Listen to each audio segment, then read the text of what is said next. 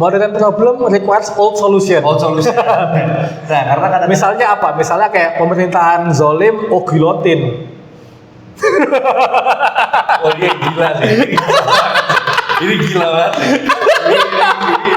Gitu, Mas sempat bilang melalui tokoh Danu nih.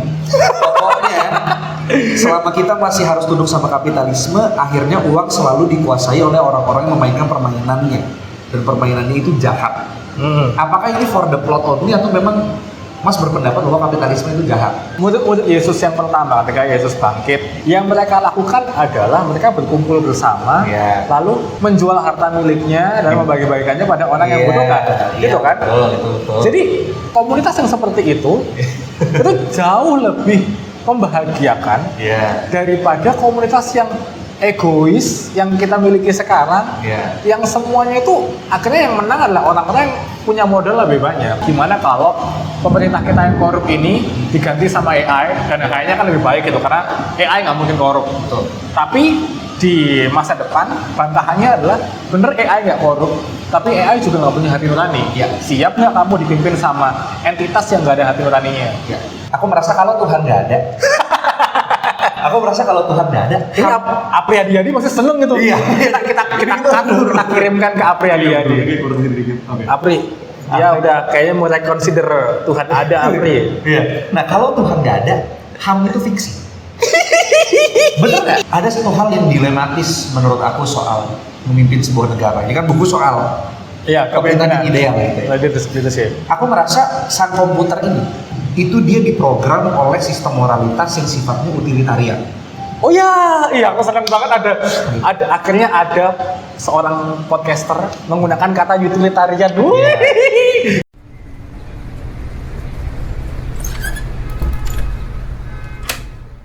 Hai, nama gue Darren Christopher dan ini adalah Opportunity Cost, podcast yang direkam oleh seorang anak kos dan diupload kalau ada kesempatannya aja. Join me and my guests and listen to well-curated talks about life, philosophy, comedy, and so much more. So sit tight and enjoy. Hey guys, welcome back to the show. Tamu gue hari ini adalah seorang penulis, seorang bookstagrammer, dan juga seorang stand up comedian, masih nggak sih? Hitung aja aktif lah. Masih aktif ya. Dan juga seorang stand up comedian yang katanya punya solusi untuk semua masalah di dunia. Aku punya kayak cuma banget ya. Aku adalah solusi dari kehidupanmu yang ruwet itu. Itu dia. Makanya hari ini gue mau welcome Mas Adit MKM. Halo Darren. Welcome to the show. Halo. Welcome to the show. Ini pertama kali kamu formatnya gini nggak sih? Biasanya kan kamu nge-zoom gitu. Betul. Ini sebenarnya kayaknya keempat. Yang pertama tuh sama Uza Rangkuti. Oh, sama Uza? Iya.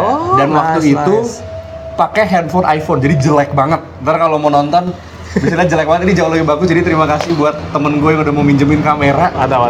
Gitu. Cuman tadi gue sama Mas Adit udah ngobrol cukup lama, kayak sejam lebih kayaknya. Ngobrolin banyak buku. Yang penting sudah di sana. Ini nggak penting. Betul. Kayaknya semua ide udah kehabis di sana. Cuman yang paling menarik dari Mas Adit itu dua. Yang pertama, gue nggak nyangka kalau lu bakal setinggi ini, Mas.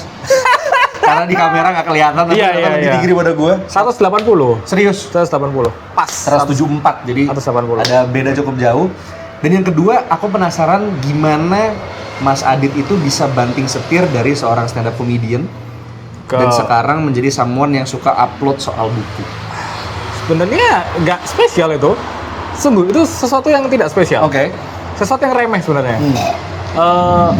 Tahun 2023 aku ngelihat pattern ya, di mana kalau kamu tahu Yuda Keling. Iya, tahu. Yuda Keling itu juga selama 2-3 tahun dia fokus bikin konten finansial, bikin konten saham-saham gitu. Terus dia bikin show. Akhirnya yang datang adalah orang-orang yang tahu dia dari konten finansial. Sama Zawin juga sama. Zawin setahun 2 tahun juga fokus bikin konten tentang gunung. Akhirnya dia bikin show. Yang nonton dia adalah orang-orang yang tahu dia dari konten gunung. Bahkan ada orang yang baru tahu dia stand up ya ketika dia bikin poster itu. Mas Zawin tuh stand up. Padahal kalau kita lihat, Zawin adalah juara 3 suci. Nah, jadi kayak ternyata untuk mencari pasar baru ya memang kita harus menemukan niche yang di luar apa yang kita udah suka gitu. Betul. Nah, aku mencari aku tuh apa ya yang bisa aku gunakan ya. Ternyata aku punya kebiasaan baca dan bacaanku banyak banget ternyata. Bahkan dari semenjak jadi stand up comedian. Setelah tahun 2023 tuh aku penelitian baru avid baca karena ngantor dari Tangerang ke Jakarta nggak tahu mau ngapain kan naik kereta, kira kayak udahlah baca buku aja. Sambil berdiri artinya. Berdiri, karena aku bisa kungfu. Oh. Kita aja gimana, udah terlalu banyak jokes rasis dari tadi di meja juga ya. Tapi nggak apa-apa karena kita lagi di BSD, jadi giliran Mas yang jadi minoritas di sini. Salah. Nah cuman itu yang tadi Mas sempat bilang itu nggak spesial, menurut aku itu spesial banget Mas. Karena banyak orang atau setidaknya nama-nama besar yang stay di lane mereka. Kayak Raditya Dika, Ernest Prakasa, Panji Pragiwaksono, meskipun pasti mereka ada sampingan. Misalnya Ernest jadi pembuat film, ya kan, Panji sekarang komentarin politik, tapi banyak yang masih berkutat di sana. Enggak juga. Aku nggak setuju kamu bilang mereka stay on their lane. Oke, karena mereka juga melebarkan sayap mereka. Tadi kamu bilang Ernest. Ya. Ernest sekarang orang lebih tahunya film. Betul. Raditya Dika, stand up itu pelebaran sayapnya. Dia awalnya penulis. Betul. Podcast juga pelebaran sayapnya dia. Okay. Panji itu juga pelebaran sayap. Orang tahunya dia awalnya nge-MC radio, akhirnya ngonten stand up. Oke. Dan politik akhirnya menjadi niche-nya dia karena dia tahu dia punya relasi banyak sama politisi dan opini politiknya selalu didengarkan orang. Ya udah dia kesana. Akhirnya kesana ya. Tapi artinya Mas lebih ngerasa fulfilling waktu menjadi seorang stand up comedian atau seseorang yang ngebedah buku sekarang? Jujur ya, aku ngerasa baca buku ini lagi seneng banget. Dan kalau ditanya apakah ada rencana mau bikin special show lagi atau stand up lagi, kayaknya belum dalam waktu dekat. Belum? Nggak kepikiran. Waktunya, energi kreatifnya nggak ada. Lalu kan aku kan juga nulis buku kan. Ternyata nulis buku itu lebih fulfilling daripada nulis materi stand up. Karena apa Mas? Kalau materi stand up itu, ini ideku seberantakan ini nih. Ya. Tapi aku harus menyederhanakannya, lalu mencari ini komedinya di mana. Kayak misalnya aku punya ide tentang kenapa sih kita nggak punya banyak PLTN di Indonesia gitu. Itu kan ide rumit sekali. Tapi aku harus menyederhanakannya, nyari punchline-nya di mana. Sedangkan kalau aku bikin buku, aku bisa dengan lugas aja. Kayak misalnya buku ini kan aku cerita di masa depan tuh ada loh society yang nanti tuh sumber listriknya cuma dari PLTN aja. Gitu. Jadi aku bisa menuangkannya dengan cara yang berbeda dan lebih lengkap malah. Tapi ini mumpung ketemu sekarang Mas, ini ada satu pertanyaan sebelum kita masuk ke hal-hal yang lebih menggugah ya. Iya. Aku merasa it's very hard untuk bisa membuat jokes yang direncanakan secara terstruktur. Kadang kita bisa spontan, ya kan? Kita bisa lagi bercanda, kita nyeletuk apa lucu gitu. Tapi untuk menjadi seorang stand up comedian, membawakan materi yang durasi bisa lebih dari 10 menit secara terstruktur tuh susah. Jadi menurut Mas sendiri, dan kadang-kadang stand up comedian tuh latar belakangnya tuh unexpected, kayak Mas latar belakang matematika. Anjir, ya kan? Itu boleh kan? Itu nggak boxing kan? Gitu kan? Nggak doxing. Lalu misalnya Raditya Dika. Tapi kamu tadi udah spill kita di BSD loh, ini udah sangat boxing ini. Iya, biasanya kan gede ya. Nah, lalu misalnya Raditya Dika tuh kayak pernah kuliah di UI atau di Australia gitu kan. Iya. Dan maksudnya pendidikannya tuh adalah orang-orang yang baik gitu pendidikan. Do you think it needs a certain level of intelligence untuk bisa menjadi seorang stand up comedian gitu? Aku ngelihatnya ada dua jenis sih. Karena aku sangat tidak setuju sama opini barusan. Kamu ngerasa bikin joke spontan lebih gampang daripada joke nulis kan? Buat aku. Saya sebaliknya. Oh iya? Nanti kita 2 jam rekaman nggak lucu ini. Beneran. Karena aku tuh kalau stand up beneran yang kutulis lama untuk jadi 5 menit materi itu nulisnya bisa sebulan, brainstorming kemana-mana, apa ya pilihan kata yang tepat ya, terus aku harus ngapalin dulu. Dan itu menurutku lebih mudah daripada ngejokes yang spontan. Karena aku waktu kayak gini sekarang aku nggak tahu lah harus ngomong apa sama kamu. Aku nggak tahu ini bener ngomong apa nih habis ini. Cuman kalau misalnya udah aku tulis rapi di rumah, aku tahu nih udah ngomong apa. Kayak kan aku tur ke 5 kota buat promosiin buku kan. Tur pertama, hari pertama yang ke Jogja itu, semua itu berantakan, kayak berantakan esin. Aku cuma nulis poin-poinnya aku mau ngomong apa. Ya. Tapi aku nggak bener-bener tulis rapi nih jokesnya apa. Ya. Baru kan kayak kota pertama di jalan nih, oh tadi ada jokes lucu-lucu nih aku catat, bawain ke kota kedua, kota ketiga, kota keempat. Akhirnya jokesnya mirip di setiap kota. Gitu. Dan artinya format promosi buku itu dalam ada banyak jokes-jokesnya juga. Iya, karena kayak open mic keliling aja. Oke. Ini baru aja hujan, jadi hopefully ini harusnya nggak mengganggu karena udah Saramonic ya. Saramonic. Dipromosiin ya. Saramonic. Nah, Masuk itu guys. masuk oke, Kita kayak masuk ya. Bentar ya guys ya. Kita udah pindah ke dalam, karena ternyata tadi ada geledek kencang banget, kita pasti masukin itu. Iya. Untuk tahu kenapa kita pindah. Nggak boleh sama Tuhan. Nggak boleh. Kalau Tuhan ada, betul? Aduh, ada mencret. Karena ini channel lu loh. Iya, channel aku kan. Ini kan Kita terbuka kepada semua ide ya sebetulnya. Penontonmu kan kayak yang oh ini Tuhan aja mas. Ayo kita bantah itu argumennya Apriyadi. Bawa pihak ketiga deh. Anyway, membaca buku. Tadi Mas sempat bilang kalau membaca buku itu udah jadi habit. Kenapa itu bisa timbul, Mas? Apakah karena ada influence keluarga atau memang dari Mas Adit sendiri berpikir kalau membaca itu memang penting gitu? Wah, I think ini miskonsepsi tau. Miskonsepsinya adalah ada orang-orang di luar sana yang menganggap membaca itu nggak penting. Kan ada Mas. Ada, tapi nggak sebanyak presiden kita. Tapi bener Mas, itu dia udah mengaku secara umum jadi ya kita masih tutupin lagi. Tapi dia baca komik dia. Iya. Menurutku baca komik itu masih baca buku kok, jadi nggak apa-apa. Tapi apa kontribusinya kepada presidensi dia sekarang gimana? Ya kan akhirnya mirip sama Naruto di kisah dia. Oke, lanjut Mas. Jadi gimana? Kan dulu kan musuhnya bapaknya terus. Iya betul. Mana tadi? Aku tuh ngerasa banyak orang kok yang mengerti kalau membaca buku itu penting. Iya. Jadi nggak sespesial itu orang mengerti baca buku itu penting. Itu bukan sesuatu yang baru buat orang kalau membaca itu penting. Pertanyaannya kan, apakah orang bisa meluangkan waktu untuk membaca? Betul. Nah kalau aku bilang, aku tuh sekarang punya habit ke kantor, naik kereta. Ya udah aku daripada nggak ngapa-ngapain, daripada melakukan hal tolol, aku tuh pernah sejam naik kereta tuh cuma nonton TikTok, nonton bapak main game PS1. Game apa? Harvest Moon. Gak penting. Bapak-bapak main Harvest Moon. Bapak-bapak menyikat-nyikat sapi gitu. Iya. Cepat besar ya kamu sapi satu ya. Malah kasih nama dia sapi satu. Males banget. 4 kata lucu itu bawa main Harvest Moon itu. Loh iya. Jadi aku ngerasa ini nggak produktif nih kegiatan ini, aku harus menggantinya dengan yang lain. Akhirnya baca buku lah aku kan.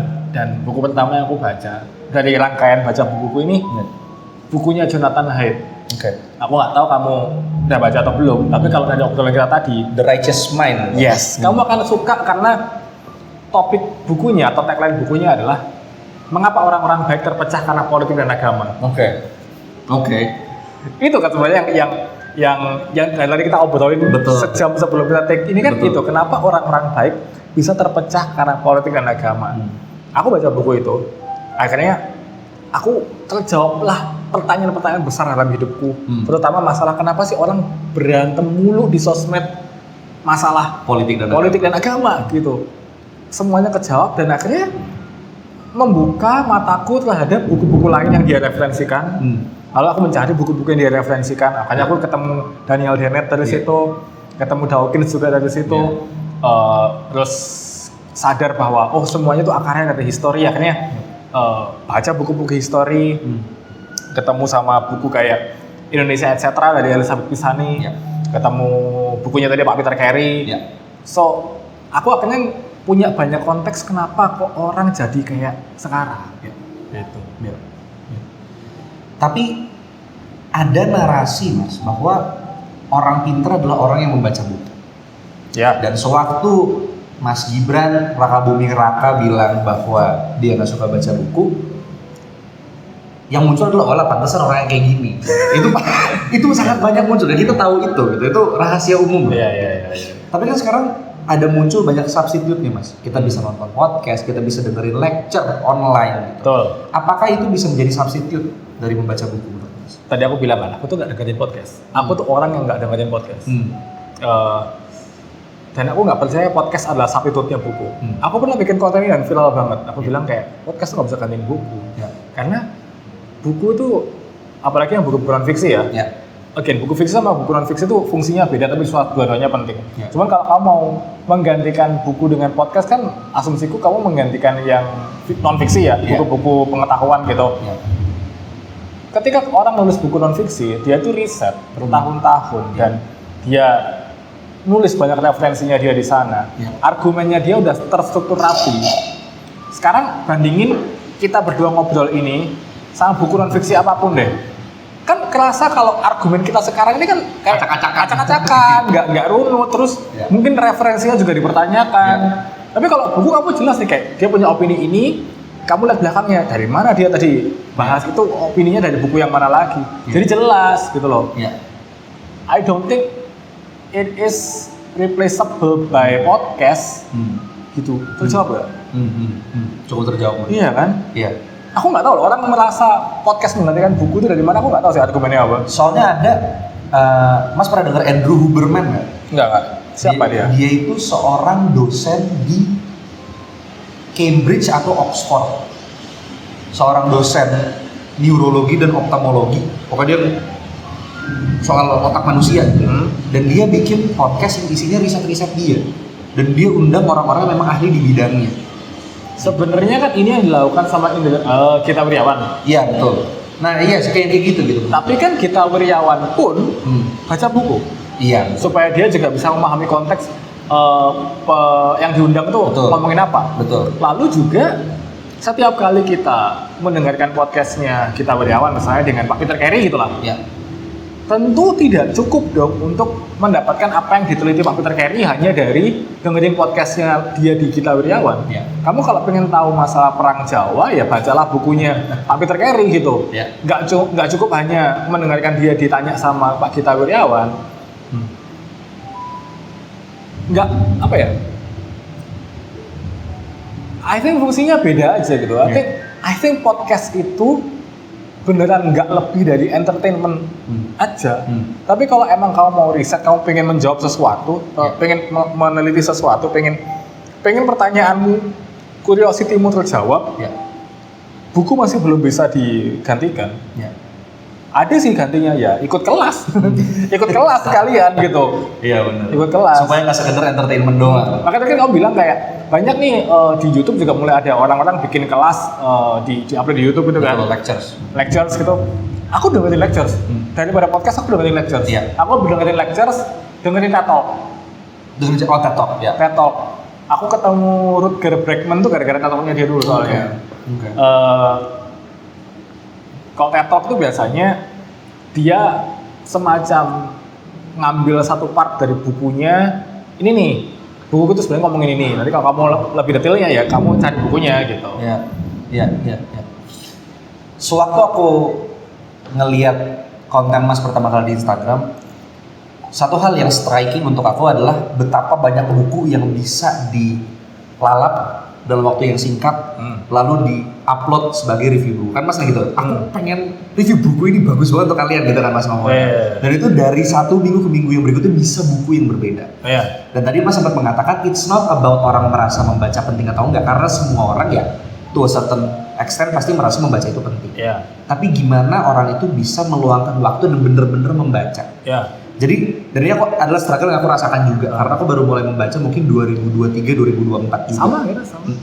Jadi aku mau Mas walk us through di saat Mas membaca proses itu seperti apa? Karena kan ada orang yang membaca oke, one sitting kelar tapi mungkin mereka nggak dapet. Aku lah nggak bawa buku apa-apa, jadi aku kesini cuma buat podcast sama kamu ya. The best book tapi ini. Enggak, kalau bukuku itu buku yang ku baca ada tek-tekannya.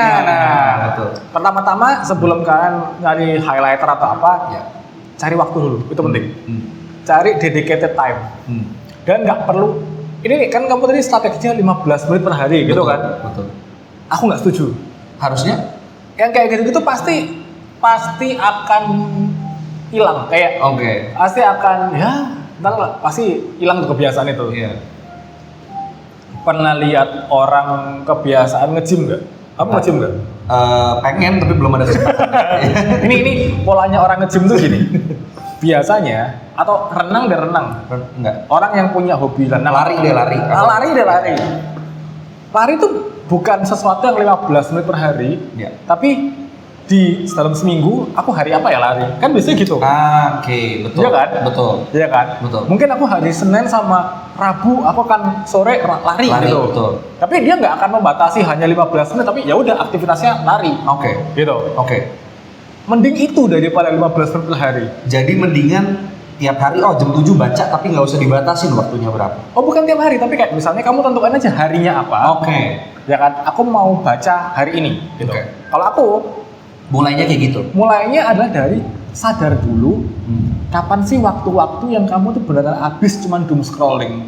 I see. Yang kamu cuman lihat-lihat HP terus udah 2 jam. Kapan itu? Iya. Nah, kalau kamu udah nemuin waktu itu dan biasanya itu terjadi setiap hari, Iya. ambil 1 hari aja, ganti itu dengan buku. Ganti scrolling nggak penting dengan buku.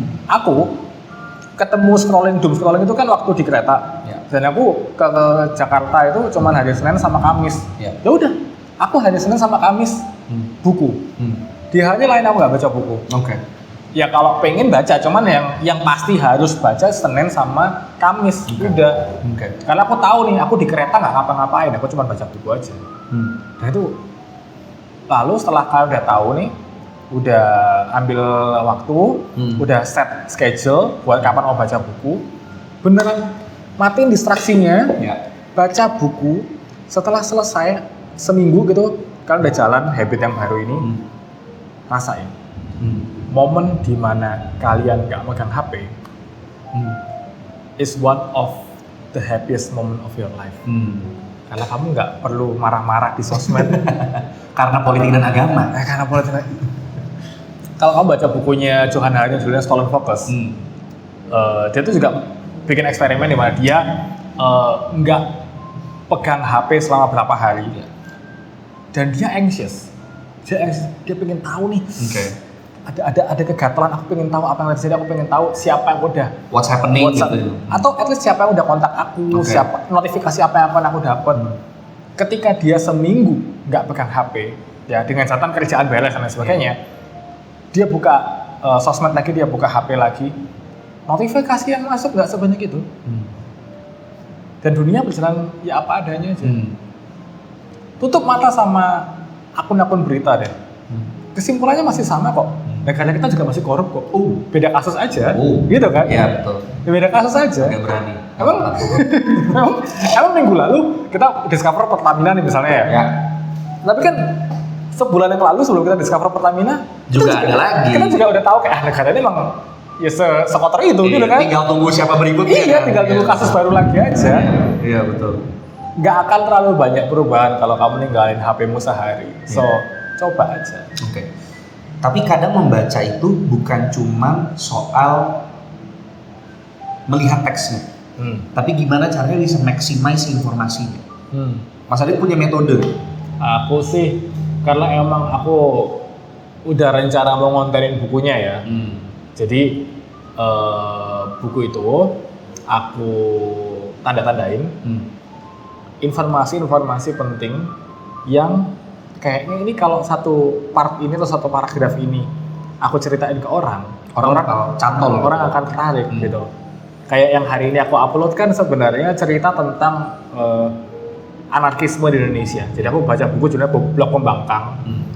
Dia ngebedah pergerakan anarkisme di tahun 1999 sampai 2011 kalau nggak salah. Nah, salah satu ceritanya adalah gerakan anarkisme ini yang namanya Javnus waktu itu, dia bikin kongres. Nah, tapi kongresnya itu bubar, kongres keduanya itu bubar. Ada 2 alasan. Alasan pertama, dibubarin sama organisasi Islam namanya Gerakan Pemuda Ka'bah karena dianggap diskusi komunisme. Tapi ini tahun berapa ini? Tahun 2000. Oh 2000 ya? Tahun 2000. 2000 persis, tahun 2000. Interesting. Nah, lalu yang kedua, mereka kenapa kok kongres yang kedua ini bubar? Karena orang-orang yang meeting semuanya dalam pengaruh alkohol.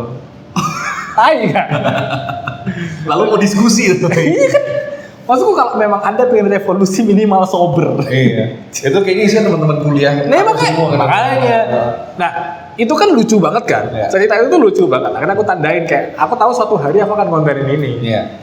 Sama katanya aku cerita di mana? Di meja situ. Di meja situ, aku ngebahas tentang Diponegoro dan motivasinya Diponegoro untuk melawan kerajaan Jogja waktu itu yang bukan dia waktu itu sultannya kan. Nah, dia ingin menggantikan sultan yang waktu itu. Kenapa? Itu juga tercatat kan. Jadi kayak, wah ini menarik sekali, aku tandain. So kalau buku-bukuan fiksi strategi gitu sih. Apa yang menarik aku tandain dulu. Aku tahu suatu hari akan kontenin. Tapi tulusnya apa kan? Pasti tadi tag pakai, highlighter pasti pakai. Apakah Mas catat di HP juga gitu? Misalnya kayak kalimat spesifiknya apa, lalu ide utama yang mau di-convey dari buku ini tuh apa atau enggak? Aku tuh kan nggak punya waktu untuk nyatet ya. Tapi aku tahu banyak teman-temanku tuh yang membaca dengan mencatat. Nah aku nyatatnya lewat konten. Iya kan. Jadi aku nyatetnya lewat konten. Dan enaknya lewat konten ini juga adalah akhirnya dalam beberapa konten aku bisa menggabungkan pengetahuan-pengetahuan yang ada di beberapa buku gitu. Misalnya kayak kemarin aku ngomongin rasisme gitu. Bagaimana orang Belanda itu rasis terhadap orang Indonesia. Dan menganggap orang-orang Jawa itu adalah manusia setengah monyet. Sebenarnya hal ini adalah hal yang sudah disadari oleh Pramudia, yang akhirnya dia bikin karakter namanya Mingke. Gitu. Nah ini kan sebenarnya dari dua buku yang berbeda nih, terus aku bisa jadiin satu. Itu enaknya konten gitu. Jadi sambil menyelam minum air juga ya. Betul. Tapi kalau misalnya Mas treat buku seperti itu, buku akhirnya jadi sesuatu yang membebani nggak? Karena Mas itu bukan membaca untuk leisure lagi, betul nggak sih? Tapi karena ada kebutuhan profesional di baliknya. Aku kemarin ngobrol sama istriku. Istriku juga sempat ngeluh gitu, kamu tuh bacaanmu tuh berat-berat loh. Kamu tuh nggak happy kamu yang membaca ya? Iya, aku nggak mungkin. Kayak aku tadi lagi baca buku soal sejarah alternatif. Bagaimana G30S adalah propaganda pemerintah. Aku nggak mungkin baca itu sebelum tidur. 1984 ini nggak mungkin aku baca sebelum tidur, betul kan? Aku lagi baca Laut Bercerita nggak mungkin sebelum tidur. Kalau aku mungkin aku nggak tahu apakah ini istilahnya masokis atau gimana, kan nggak tahu. Cuman membaca lalu mengetahui sesuatu yang baru itu menyenangkan buat otakku. Meskipun sebelum tidur. Enggak, aku nggak pernah baca sebelum tidur. Nggak pernah baca. Cuman apakah membacaku ini tidak saya anggap sebagai leisure? Ini justru leisureku ini. Meskipun misalnya anggap dulu kan Mas kantor nih, kantor sehari udah capek, pulang baca buku berat, buku Jonathan Haidt, tetap seneng, happy, karena gini, beda ras ya. Iya. Ubermensch ini. aku adalah yang dicita-citakan Nietzsche. Aku adalah Ubermensch gitu. Lanjut, manusia unggul. Gini, aku misalnya nih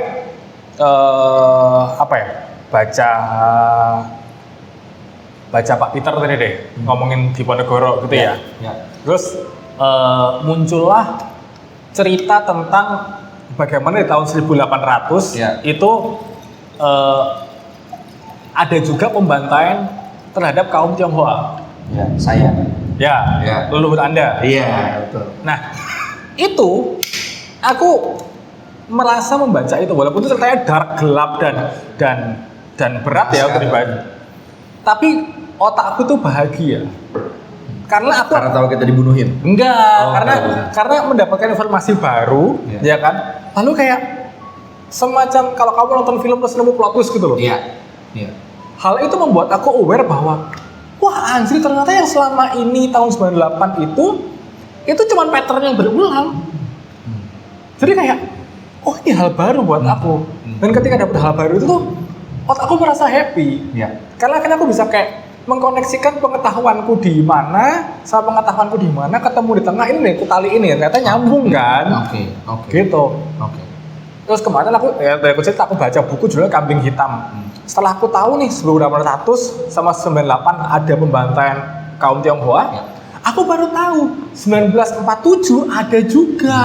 Terus kayak berulangnya ternyata sesering itu. Terus baru dijelasin kayak kenapa alasannya. Jadi menambah pengetahuan baru itu menyenangkan buat aku.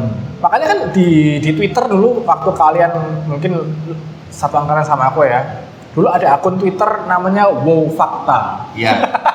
Tua banget. Tapi kan sebenarnya Wow Fakta ini buat beberapa orang kan hiburan, karena akhirnya dari situ mereka tahu fakta-fakta baru. Iya. I think itu juga kenapa orang follow Neo Historia kan? Oke. Karena buat beberapa orang mendapatkan fakta baru itu hiburan buat teman mereka. Itu jadi aku nggak pernah ngerasa ini berat. Oke. Dan itu thought prosesnya Mas Adit seperti Iya. itu. Oke, that's interesting. Penyakitku Mas kalau baca buku adalah aku nggak boleh terlalu lama di satu buku yang sama. Karena kalau terlalu lama minatnya hilang. Dan itu membuat aku pengen ngambil buku lain di rak. Ya. Apakah orang boleh baca kayak gitu? Karena kadang-kadang misalnya contoh nih, aku baca buku masa depan yang tidak boleh dibicarakan, anggap bukunya 600 halaman. Aku kemarin baca Dune, bukunya Frank Herbert. Itu tebel banget, nggak jelas. Bagusan filmnya menurut aku ya. Pasti. Gitu. Semua orang juga bilang gitu kok. Iya, dan aku baca 3 bulan nggak kelar, aku sampai pengen ambil buku lain.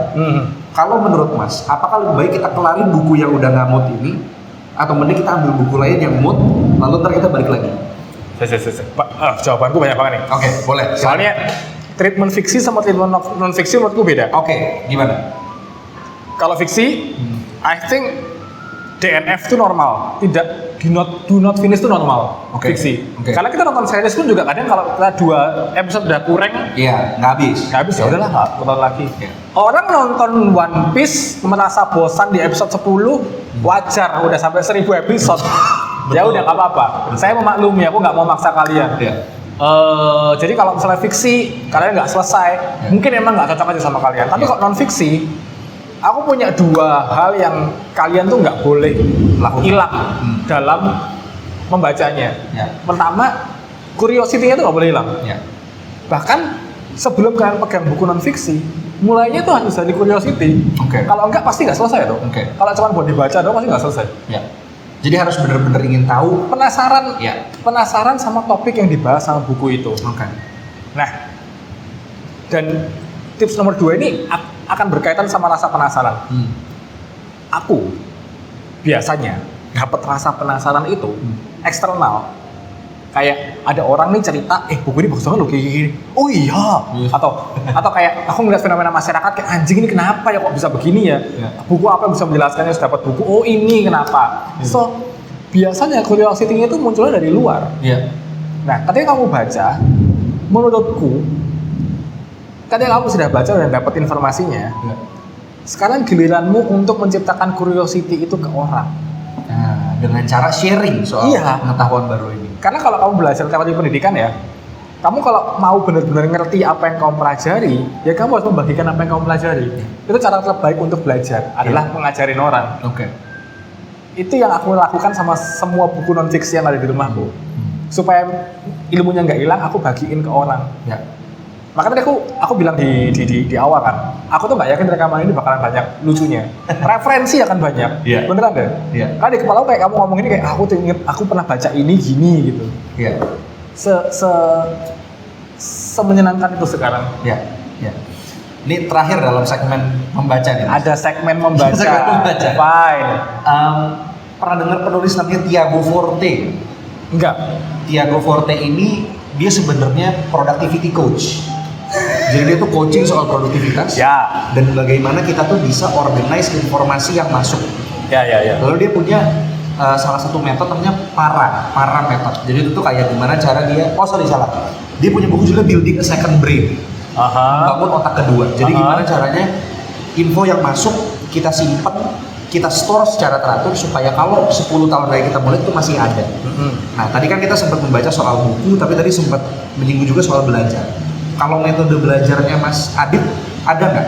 Karena Mas tuh sangat mahir untuk munculin quote from the top of your head. Jonathan Haidt pernah bilang ini.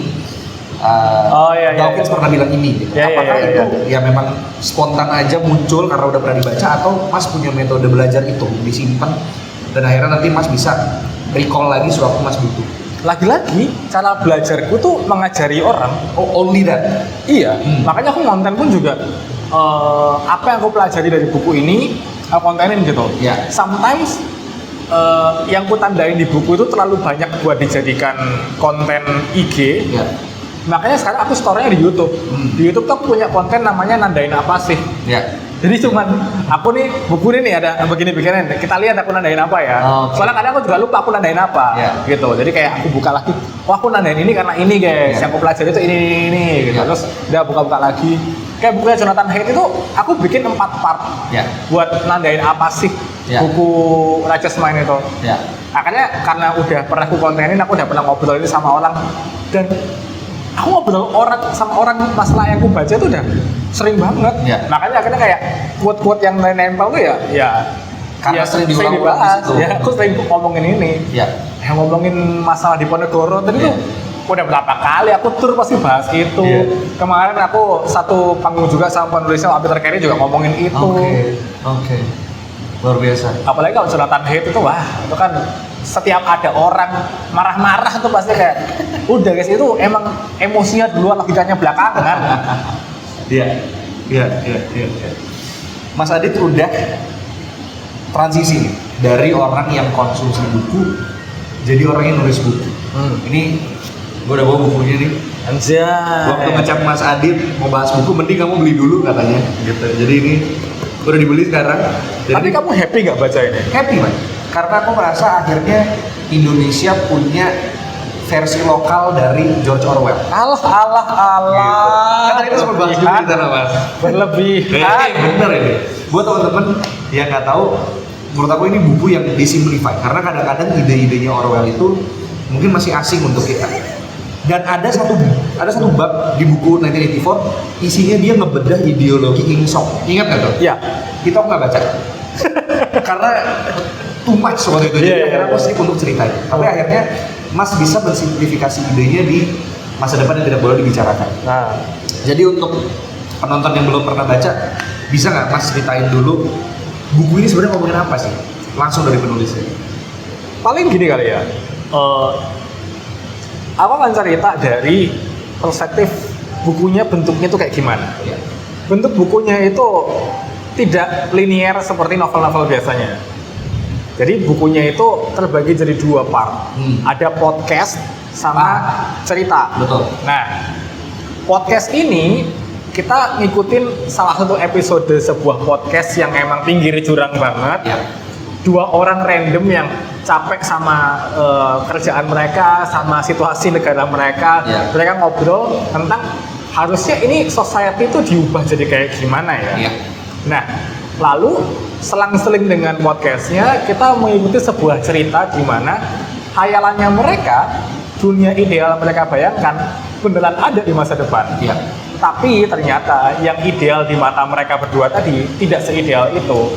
Kita ngikutin perjalanan seorang urologis, seorang dokter. Jelasin dulu urologis itu apa? Orang yang dokter yang spesialisnya ke kelamin. Ya kan? Ini mau kasar juga nggak apa-apa loh Mas Bedoy. Kontol. Banyak masih oke. Katanya kasar. Apa-apa ya udah, sorry. Siapa? Nah, jadi maksudnya kan bisa ya kayak dia melihat penis orang gitu, atau titik orang tuh itu tadi. Oke, nggak apa-apa. Ini si dokter kontol tadi. Dia tuh capek sama kerjaannya, terus dia ngelihat kayaknya dunianya itu kebebasannya itu hilang, sehingga dia mencari-cari, lalu dia bertemu dengan sebuah kelompok yang memang ingin membongkar tatanan dunia yang dia rasakan di masa depan itu. Jadi ini sebagai konteks, tatanan yang waktu itu ada dipimpin oleh komputer yang super intelligent, betul ya? Super intelligent, AI. Tapi kan buku itu ditulis pasti ada keresahan yang mendasarinya.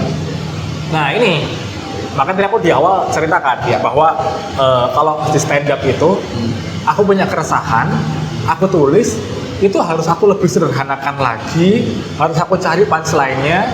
Aku nggak bisa serau ini. Keresahan itu banyak banget. Pertama, keresahan di mana aku tahu aku nggak akan pernah bisa bikin podcast seperti teman-temanku. Teman-teman saya kan bikin podcast semua tuh, anak-anak stand up kan. Aku tahu aku nggak akan pernah bisa bikin podcast kayak mereka.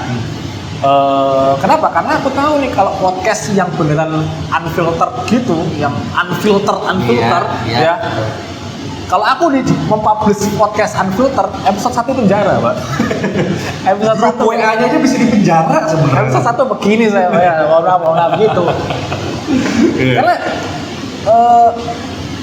ide-ide yang ada di kepalaku tuh Seliar itu. Iya. Lalu aku tercetus gimana kalau misalnya aku bikin what if aku punya podcast yang unfiltered beneran, isinya apa sih? Jadi begini isinya kan.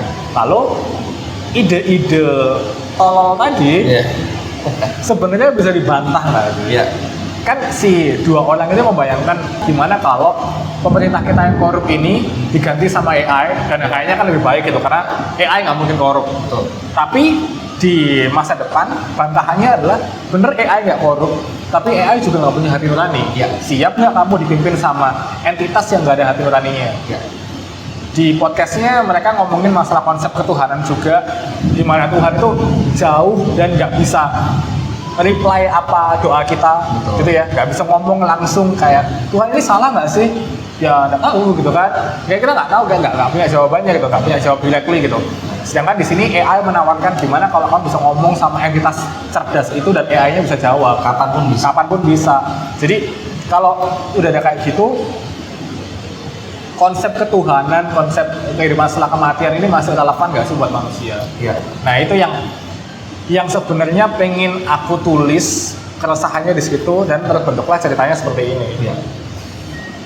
Satu hal yang membuat buku ini complicated untuk aku, Mas, adalah sewaktu aku membaca buku apapun, tapi terutama fiksi, aku tuh berusaha untuk memisahkan mana yang beneran buah pikiran penulisnya, mana yang ditulis hanya untuk plotnya aja. Gitu. Jadi kayak kalau kita misalnya baca 1984, sangat jelas bahwa Orwell itu menentang pemerintahan otoriter seperti itu. Karena dia membayangkan Inggris gimana nih kalau misalnya pemerintah otoriter itu menang, ya kan? Nah di sini kita masuk ke segmen apa yang ditandain ya. Ditandain. Apa tuh? Gitu. Mas sempat bilang melalui tokoh Danu nih. Pokoknya selama kita masih harus tunduk sama kapitalisme, akhirnya uang selalu dikuasai oleh orang-orang yang memainkan permainannya, dan permainannya itu jahat. Apakah ini for the plot only atau memang Mas berpendapat bahwa kapitalisme itu jahat? Karena kalau iya artinya kemungkinan sosialis atau komunis nih kemungkinannya. Ini adalah jebakan teman-teman. Tapi aku akan insightku jawab. Aku akan menyarankan sebuah buku yang bagus banget untuk ngejawab hal ini. Yaitu judulnya Bullshit Jobs dari David Graeber. Kalau kita mau ngomongin seberapa bermasalahnya kapitalisme, buku itu tuh ngasih sudut pandang yang menarik. Dia nggak ngomongin kesenjangan sosial, nggak ngomongin, ya ada ngomongin kesenjangan sosial, tapi poin utamanya adalah kapitalisme itu melahirkan pekerjaan-pekerjaan omong kosong. Contohnya orang yang tugasnya pitching ide. Seminggu mereka brainstorming, weekend mereka pitching ide, ditolak. Terus mereka minggu depannya pitching ide lagi. Artinya kan sebenarnya seminggu itu kerjaan mereka sia-sia. Lalu seminggu itu mungkin dari 40 jam kerja, mereka cuma kerja 10 jam. Sisanya mereka ya pura-pura sibuk aja. Nah, kapitalisme itu melahirkan itu. Apalagi sekarang dengan adanya AI, dengan adanya teknologi, kerjaan kita tuh harusnya makin sedikit. Nah, permasalahanku sama kapitalisme adalah kapitalisme itu akhirnya mereduksi manusia hanya menjadi pekerja. Lalu kita nggak benar-benar menjadi manusia, dan kalau kita mau balik ke ajaran Alkitab aja, ngobrol sama Darren terus ada mengutip teologi. Oke.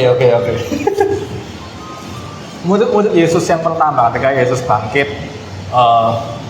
yang mereka lakukan adalah mereka berkumpul bersama, lalu menjual harta miliknya dan membagi-bagikannya pada orang yang membutuhkan, gitu kan? Betul. Jadi saya rasa komunitas yang seperti itu jauh lebih membahagiakan daripada komunitas yang egois yang kita miliki sekarang, yang semuanya itu akhirnya yang menang adalah orang-orang yang punya modal lebih banyak. Dan modal itu tidak mau mereka bagikan kepada orang yang nggak punya modal, karena memang cara main dunianya seperti itu. Itu. Oke, ini interesting ya. Ini interesting banget. Nah, gini Mas, aku punya sandaran untuk itu. Aku merasa kapitalisme itu tidak jahat. Kapitalisme modern ya. Aku merasa, aku butuh pendapat Mas. Liberalisme yang adalah ibu kapitalisme itu adalah sistem pertama di mana orang bisa kerja dan menjadi kaya. Karena sebelumnya orang kerja untuk orang lain. Jadi kekayaan itu melalui status. Apakah lu pemilik tanah, apakah lu bangsawan, apakah lu kasta pendeta gitu. Betul. Nah, liberalisme adalah yang pertama di mana aku kerja, aku bangun usaha, aku bisa kaya. Tapi dari kekayaan itu muncul inequality. Tapi itu kita nggak bisa hapuskan itu. Nah, aku merasa jadi kapitalisme itu apa yang terjadi semua ini adalah business as usual. Nah, aku merasa di zaman Marx betul kapitalisme itu sangat jahat karena orang dijadiin sapi perah kan, bekerja long hours di tempat yang nggak nyaman, anak-anak dipekerjakan. Sekarang udah nggak sapi perah. Nah, aku merasa sekarang ini argumen gue ya. Aku merasa sekarang jauh lebih manusiawi. Orang dikasih cuti, orang bisa dikasih bonus lembur, bahkan ada perusahaan yang kasih jasa psikologis gitu. Sehingga capitalism right now adalah the best system out there. Dan kerugian atau setback yang kita alami itu business as usual. Ini mungkin mindset Cina seperti itu. Enggak apa rasa gitu. It's okay. Enggak. Dan aku nggak ngerasain ada hubungannya sama Cina. Man, nggak ada hubungannya beneran deh. Emang Cina kapitalis loh.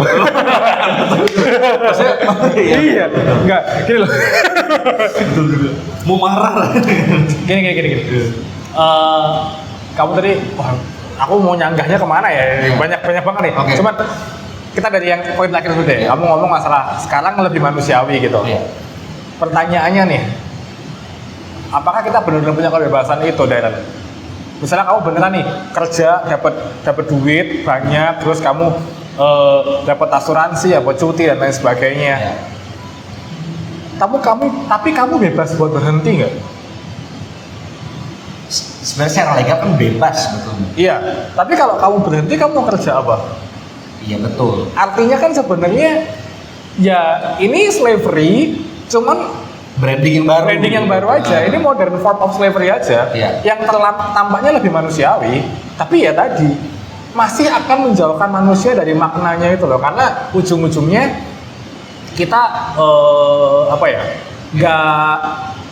nggak mencari apa yang membuat kita bahagia, tapi ya udah nyari kapitalnya itu, nyari modalnya itu sebanyak-banyaknya supaya kita bisa survive. Betul. Nah, pertanyaannya, kalau kamu ngomongin masalah apakah ini business as usual, sebenarnya aku setuju, tapi mari kita tarik ke spesies yang lain deh. Maksudnya gimana? Ini interesting. Tadi aku sempat cerita buku judulnya Shadows of Forgotten Ancestor dari Carl Sagan. Dia kan meneliti apa yang dilakukan oleh primata ya. Primata itu hidupnya itu sebenarnya kalau mau dibilang kapitalis, cukup kapitalis. Karena mereka juga punya alpha kan. Yang memonopoli resources di sini as in yang memonopoli betinanya itu adalah ya yang alfanya ini. Yang lainnya itu yang nggak boleh nyentuh betina lain gitu. Di simpanse atau di primata lain, kapitalnya itu anggaplah betinanya ini.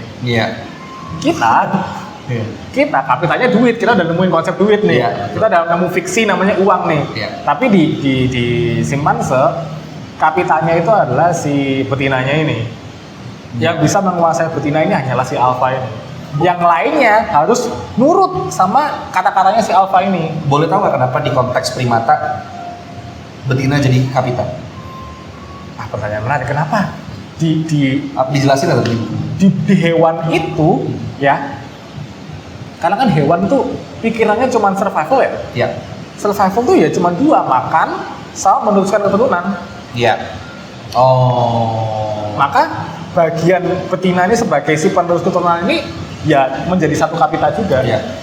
Dan itu sebenarnya caranya hewan menciptakan alfa ini karena caranya hewan untuk mengontrol populasi mereka supaya nggak kebanyakan. Tapi kan manusia nggak kayak gitu. Jadi kita ini manusia ini nggak setia sama satu model aja ini sebenarnya masalahnya. Kalau emang kau mau liberal mungkin, kapitalis mungkin, berani nggak kalian untuk benar-benar menggilas yang di bawah? Yang beneran oke, di bawah kalau misalnya nggak makan nih, nggak ada sedekah buat kalian. Itu kalau kapitalis murni kan? Iya. Sama halnya dengan yang ekstrem kiri nih, yang murni banget nih. Berani nggak kalian bener-bener nggak ada kekayaan, nggak ada, semuanya rata, bisa nggak kalian? So, dua ekstrimnya, kalau kamu ngomongin ekstrimnya, dua ekstrim itu sama-sama problematik.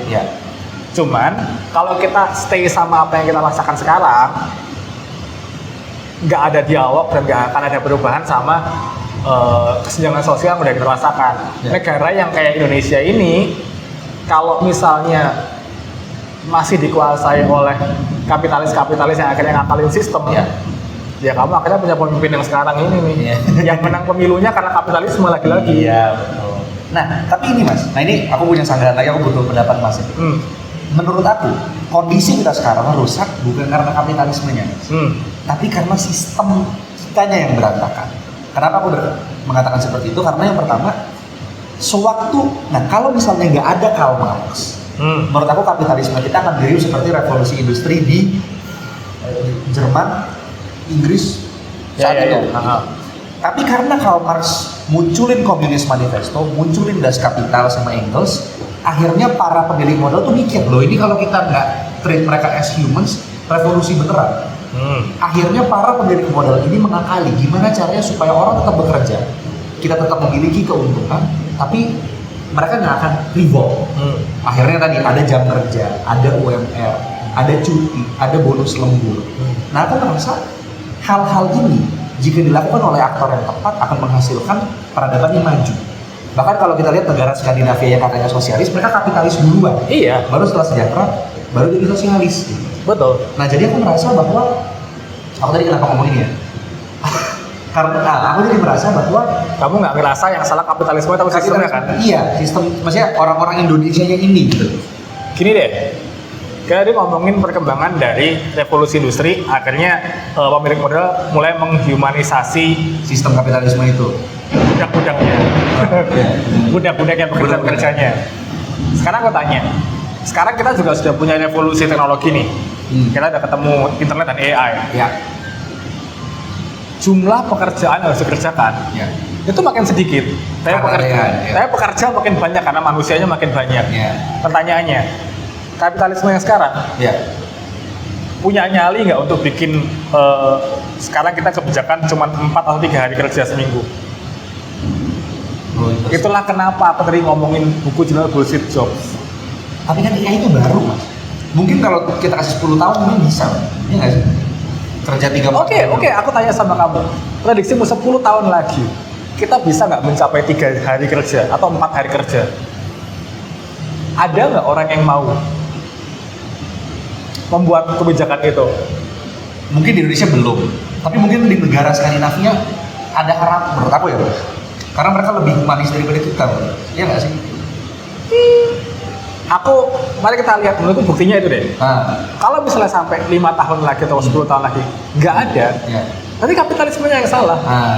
Artinya kan orang beneran karena ada sistem kapitalisme ini, orang jadi nggak mau nih kehilangan kapital, nggak mau kehilangan kesempatan untuk memperbudak orang lebih murah lagi gitu. Tapi kalau misalnya kamu argumenmu adalah humanis, maka suatu hari kita punya pemimpin yang lebih humanis, kita akan sampai tuh ke 3 hari kerja atau 4 hari kerja di era teknologi ini. Karena kan sekarang kejadiannya gitu Pak. Sekarang karena ada AI, ada teknologi, kerjaan harusnya dihandle 2 orang, bisa dihandle 1 orang, akhirnya 1 orang dipecat. Betul. Kenapa enggak pekerjaan tetap 2, tapi harinya yang dikurangin? Yang bikin ini enggak ada apa? Kapitalisme, bukan sistem kapitalisme, bukan pemerintahannya. Jadi tadi Mas mengatakan kalaupun akan ada kebijakan supaya 4 hari kerja 3 hari kerja, kamu tahu nggak momen yang kita butuhkan apa? Apa? Ya sama, protes para buruh lagi. Karena Yes, kan tadi kamu bilang revolusi industri. Iya. Revolusi industri kan ada protes dari para buruh. Iya. Ada revolusi Perancis, ada tragedi dulu yang menyebabkan orang-orang oke, ini masyarakat udah chaos nih. Kita harus kasih mereka sesuatu untuk menyenangkan mereka. Iya. So, ya kalau emang harus nunggu itu, berarti emang kapitalismenya yang salah, bukan humanismenya. Iya. Tadi Mas sempat mengatakan ekstrem kanan buruk, ekstrem kiri juga buruk. Jadi idealnya untuk memperbaiki sistem kapitalisme itu apa, Mas? Gimana gitu? Apakah kita harus menerapkan semacam state capitalism? Jadi tetap kapital, tapi negara itu memberikan jaminan sosial, seperti misalnya BPJS, atau misalnya pensiun gitu. Sebenarnya kan masalahnya sama state capitalism adalah emang state-nya sebersih itu untuk kayak gitu. Kalau aku tuh percaya deep down aku tuh anarko as in kayak yang dibilang sama David Graeber. David Graeber pun dalam bukunya juga menyatakan saya ini anarko. Buku apa itu tadi? Jadi Bullshit Job. Anarkonya gini, daripada kalian lihat aku anarko yang bagus ya, sekarang anarko yang lagi ramai dan orang-orang Indonesia suka adalah Pandawara Group yang ngebersihin. Yap. Kenapa itu jadi anarko? Oke, kamu menurutmu anarko itu apa? Orang yang menentang hierarki. Oke. Itu aku mau betul. Seperti itu. Nggak salah. Anarko kan orang yang menentang hierarki ya. Iya. Semangat anarkismenya Pandawara Group adalah persetan pemerintah. Aku lihat ini nggak beres. Aku yang kerjakan sendiri.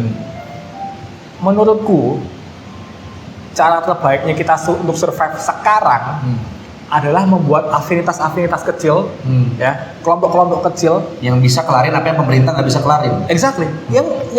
Yang hidupnya tuh ya kayak tadi aku bilang di kisah para rasul itu. Iya. Udah kamu sama 10 orang, 5 orang, bikinlah apa yang dulu dicita-citakan sama Muhammad Hatta dari koperasinya. Iya. Kalian nabung bareng, kalian saling bantu satu sama lain. Kalau ini ada masalah, ya udah kita bantuin karena suatu hari kalau kamu yang ada masalah, teman-teman yang lain yang akan bantuin. Iya. Itu aja. Anarkisme kecil ini aja yang perlu kita coba kerjakan karena ini belum pernah dan hilang setelah Muhammad Hatta nggak ada. Iya. Masalahnya kan orang kalau ngomongin anarkisme gitu, coret-coret, bakar-bakar ban gitu. Anarkisme. Gitu. Anarko itu sebuah konsep yang menurutku inilah kenapa judul bukunya masa depan tidak boleh bicarakan. Anarkisme itu sesuatu konsep yang salah satu dari banyak konsep di Indonesia yang masih tabu dibicarakan. Padahal kalau kamu mau deep down lebih dalam, anarkisme itu bisa berbuah positif. Seperti yang tadi Pandawara. Iya. Bukan yang kayak orang-orang kayak siapa itu namanya? Ted Kaczynski yang anarko-primitivisme ngebom itu begitu. Enggak. Iya. Dan itu juga akan nyelesain masalah sih. Iya, betul. Nggak nyelesain masalah banyak sebetulnya. Oke. Ada satu hal yang dilematis menurut aku soal memimpin sebuah negara. Ini kan buku soal kepemimpinan ideal gitu ya. Leadership. Aku merasa sang komputer ini, kita boleh sebutkan itu nggak? Boleh. Enggak. Sang komputer nih, pemimpin ideal yang dibayangkan sangat rasional ini, yang uncorruptible by power, itu dia diprogram oleh sistem moralitas yang sifatnya utilitarian. Oh iya, aku senang banget ada akhirnya ada seorang podcaster menggunakan kata utilitarian. Gemes banget. Ya karena orang baru beli buku bekas tuh. Bukunya ada tulisannya Bentham sama aku lupa. Salah satunya. Kan yang ini kan veteran ini kan. Iya. Aku lupa nama veteran Peto. Bukan. Nyanyi itu. Sama grepe-grepe aku lupa siapa ya. Cuma kacau. Lanjut. Ya, cuman utilitarianisme adalah the most amount of good for the most amount of people. Ya. Jadi kasarnya membantai sekelompok orang yang tidak menguntungkan bagi manusia yang tersisa itu baik-baik saja. Iya. Nah, aku sebagai mahasiswa ilmu politik ya itu pernah ada teks gini Mas, dibilang seorang pemimpin negara itu tidak boleh didikte oleh moralitas Judeo-Kristian. Menarik. Dia bilang gitu. Jadi yang dipikirkan harus adalah survival state-nya. Kalau dia harus menjadi butcher, seorang pembantai untuk survival state-nya, dia harus lakukan itu. Tanggapan Mas gimana? Oke, aku pengen mengklarify dulu. Kamu seberapa agree sama utilitarianisme? Sebenarnya yang ditulis di sini. Ya. Menurut aku ini bentuk yang terlalu ekstrim. Tapi mungkin utilitarianisme itu berguna dalam kasus-kasus tertentu. Iya. Kayak contoh misalnya, ya apa ya, kita nggak bisa please everyone. Jadi kadang-kadang kita mesti menggunakan logika utilitarian itu untuk decision making. Tapi kalau tadi tuh kayak bentuk urologis, lalu menggenosida sekelompok tertentu, itu mirip kayak eugenik ya, mirip kayak eugenics ya kan. Hanya yang terpilih, hanya yang sudah diseleksi nih mana yang bagus gennya itu yang bisa lanjut. Sisanya udah bukan jadi kepentingan kita, silakan kita buang. Iya. Gitu. Nah aku nggak setuju dengan itu. Dan itu adalah sesuatu yang aku ingin kalian bicarakan sebenarnya lewat novel ini. Iya. Karena sebenarnya kan kalau tadi kita ngomongin utilitarianisme, sudah bukan aku akhirnya. Sebab aku tuh ngobrolin buku ini, tidak ada orang yang ngomongin aspek utilitarianismenya. Iya. Bentar, aku ambil nafas dulu. Boleh, silakan. Nah, karena saya ngobrol sama Darren Christopher, ya. Utilitarianisme itu pun juga disinggung ketika Yesus mau disalib. Oke, yang di mananya? Aku lupa, tapi salah satu teks Alkitab itu mengatakan bahwa ada satu imam Yahudi yang bilang lebih baik satu orang mati untuk seluruh bangsa. Ingat nggak? Lanjut dulu. Ya pokoknya dalam cerita penyaliban Yesus, pertimbangan kenapa dia disalibkan. Ini juga, pas dia di depan imam yang udah diadili itu. Iya. Aku lupa sih, oke, tapi nggak apa-apa lanjut. Pertimbangannya adalah salah satu imam Yahudi itu percaya bahwa lebih baik satu orang dikorbankan untuk seluruh bangsa. Iya, karena Yesus waktu itu kayak revolusioner kan, lalu orang Romawi itu bakal yang kayak ini. Jangan orang Yahudi semua dibantai, Yesusnya kita matiin. Iya. Oke, interesting. So, aku ngerasa benar bahwa seorang pemerintah itu di utilitarianisme itu sepenting itu dalam memimpin sebuah negara. Kegagalannya Indonesia, menurutku, salah satunya adalah kita nggak ada meritokrasi. Betul. Nah, meritokrasi ini kan sebenarnya induknya adalah utilitarianisme. Kita butuhnya apa nih? Kita cari orang yang pas buat sesuai dengan kebutuhan kita. Iya, betul. Nah, karena utilitarianismenya nggak jalan, yang jalan adalah feodalisme, ya kan? Akhirnya meritokrasinya nggak jalan. Iya. Sama semua kebijakan itu, pertama kali itu harus memperhitungkan utilitarianismenya dulu. Menurutku ya, pentingannya apa nih, kebutuhannya apa nih, perlu nggak kita ngelakuin ini? Kalau nggak perlu ya nggak usah. Kalau misalnya penting ya udah ayo. Iya. Makanya aku tuh termasuk orang yang wah ini bisa direkod ya. Aduh, karena aku udah bilang nih kalau aku bikin podcast rusak nih. Katanya gimana cara menyederhanakannya supaya aman. Aku salah satu orang yang merasa, aku salah satu orang yang merasa Timor Leste lepas dari Indonesia itu hal yang natural terjadi. Nah, gitu. Artinya pro-separatisme. Jangan digituin dong. Jangan digituin. Gak gitu. Cuman ya, jelaskan kenapa.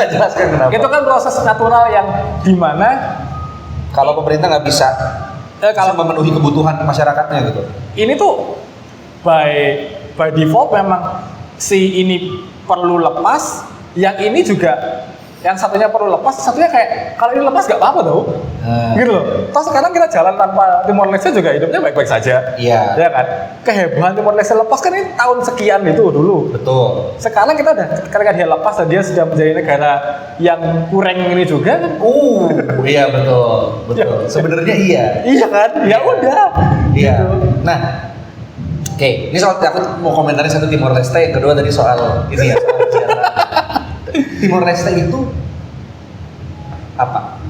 yang dipertaruhkan adalah kedaulatan. Nah iya makanya. Iya, bagi itu kedaulatan itu fiksi, betul nggak? Sapiens. Iya betul. Yuval Noah Harari. Ya, itu intersubjektif kan. Intersubjektif. Nah, tapi karena itu sudah disepakati bersama, bukan berarti itu nggak penting. Sama kayak uang, itu fiksi, tapi udah disepakati. Jadi kalau hidup tanpa uang mati kita. Nah, negara tuh, iya itu. Nah itu kan yang aku ceritain di sini kan. Iya. I don't think kita hidup tanpa uang mati. Nah, karena fiksinya udah dibuang, ya kan. Tapi selama fiksinya beredar, uang tetap penting, betul nggak Mas? Selama fiksinya beredar. Satu-satunya cara untuk kita mematikan uang adalah ya udah kita semua kompak nggak percaya uang. Ngerti nggak? Iya. Itu better, lepas better seperti itu. Aku nggak mau bilang better, tapi kita lihat fiksi deh. Kita lihat Ya.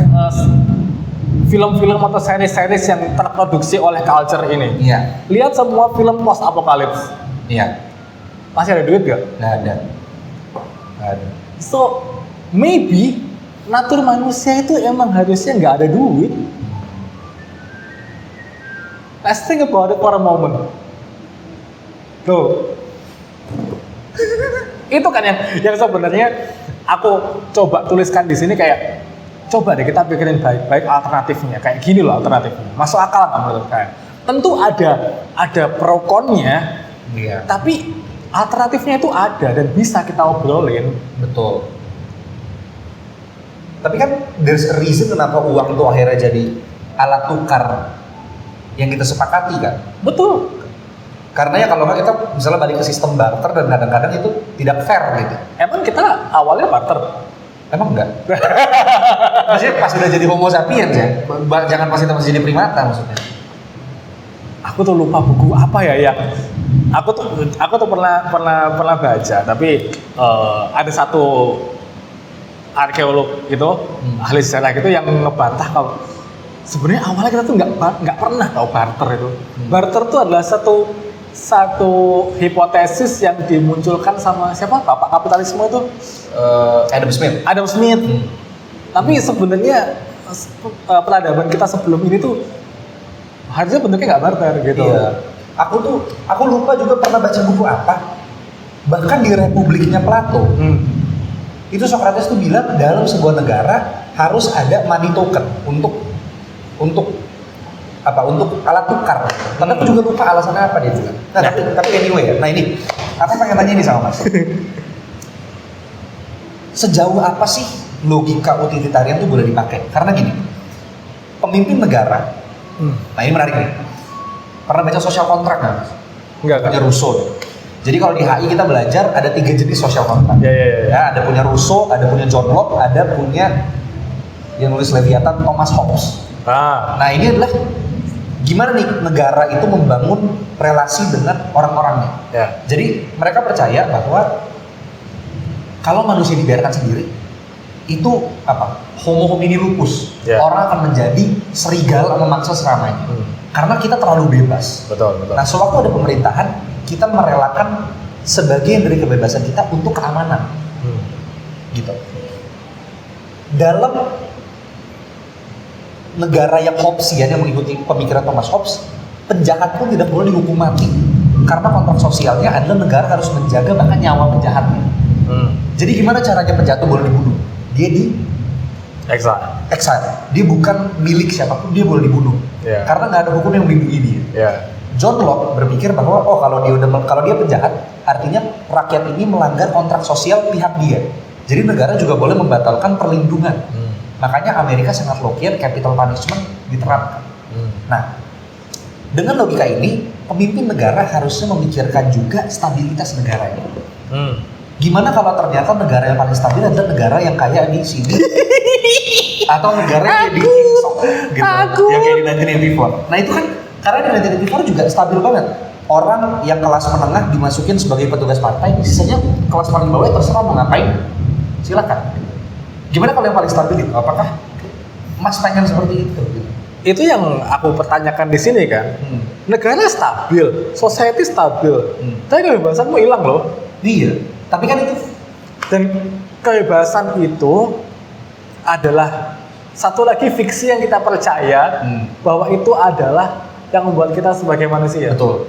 Itu dia. Siap gak kamu kehilangan kebebasan itu? Nah, ini kita akan menyerempet dikit ya. Aku merasa kalau Tuhan nggak ada, Ini Apri Hadiadi masih seneng gitu. Iya. Kita kirimkan ke Apri Hadiadi. Apri, dia udah kayaknya mulai consider Tuhan ada, Apri. Iya. Nah, kalau Tuhan nggak ada, HAM itu fiksi. Bener nggak? Iya dong. Aku merasa kayak gitu. Oh, jadi kamu ngerasa bahwa hak asasi manusia ada hanya karena Tuhan ada? Jadi aku merasa, iya lebih tepatnya itu. Kalau nggak itu intersubjektif, Mas. Kita sama-sama sepakat ada yang harus kita hargai demi kebaikan bersama supaya orang tuh nggak saling bunuh kasarnya tuh. Oke, argumennya Darren lucu-lucu, anjrit. Kalau Tuhan nggak ada maka fiksi itu ya yang sesuatu yang kita sepakati bersama. And we can, HAM itu sesuatu yang kita jadi sama seperti uang itu fiksi dan kita bisa hidup tanpa uang, maka HAM adalah fiksi dan kita bisa hidup tanpa menerima HAM yang lengkap itu loh. Ya betul. Iya kan? Betul, setuju. Tapi lebih baik seperti itu. Tapi kamu siap nggak? Kamu tadi udah menyinggung homo homini lupus loh. Iya. Nah, siap nggak? Homo homini lupus itu kalau nggak ada negara, anggap ada negara yang mengatur semua itu. Tapi nggak ada HAM.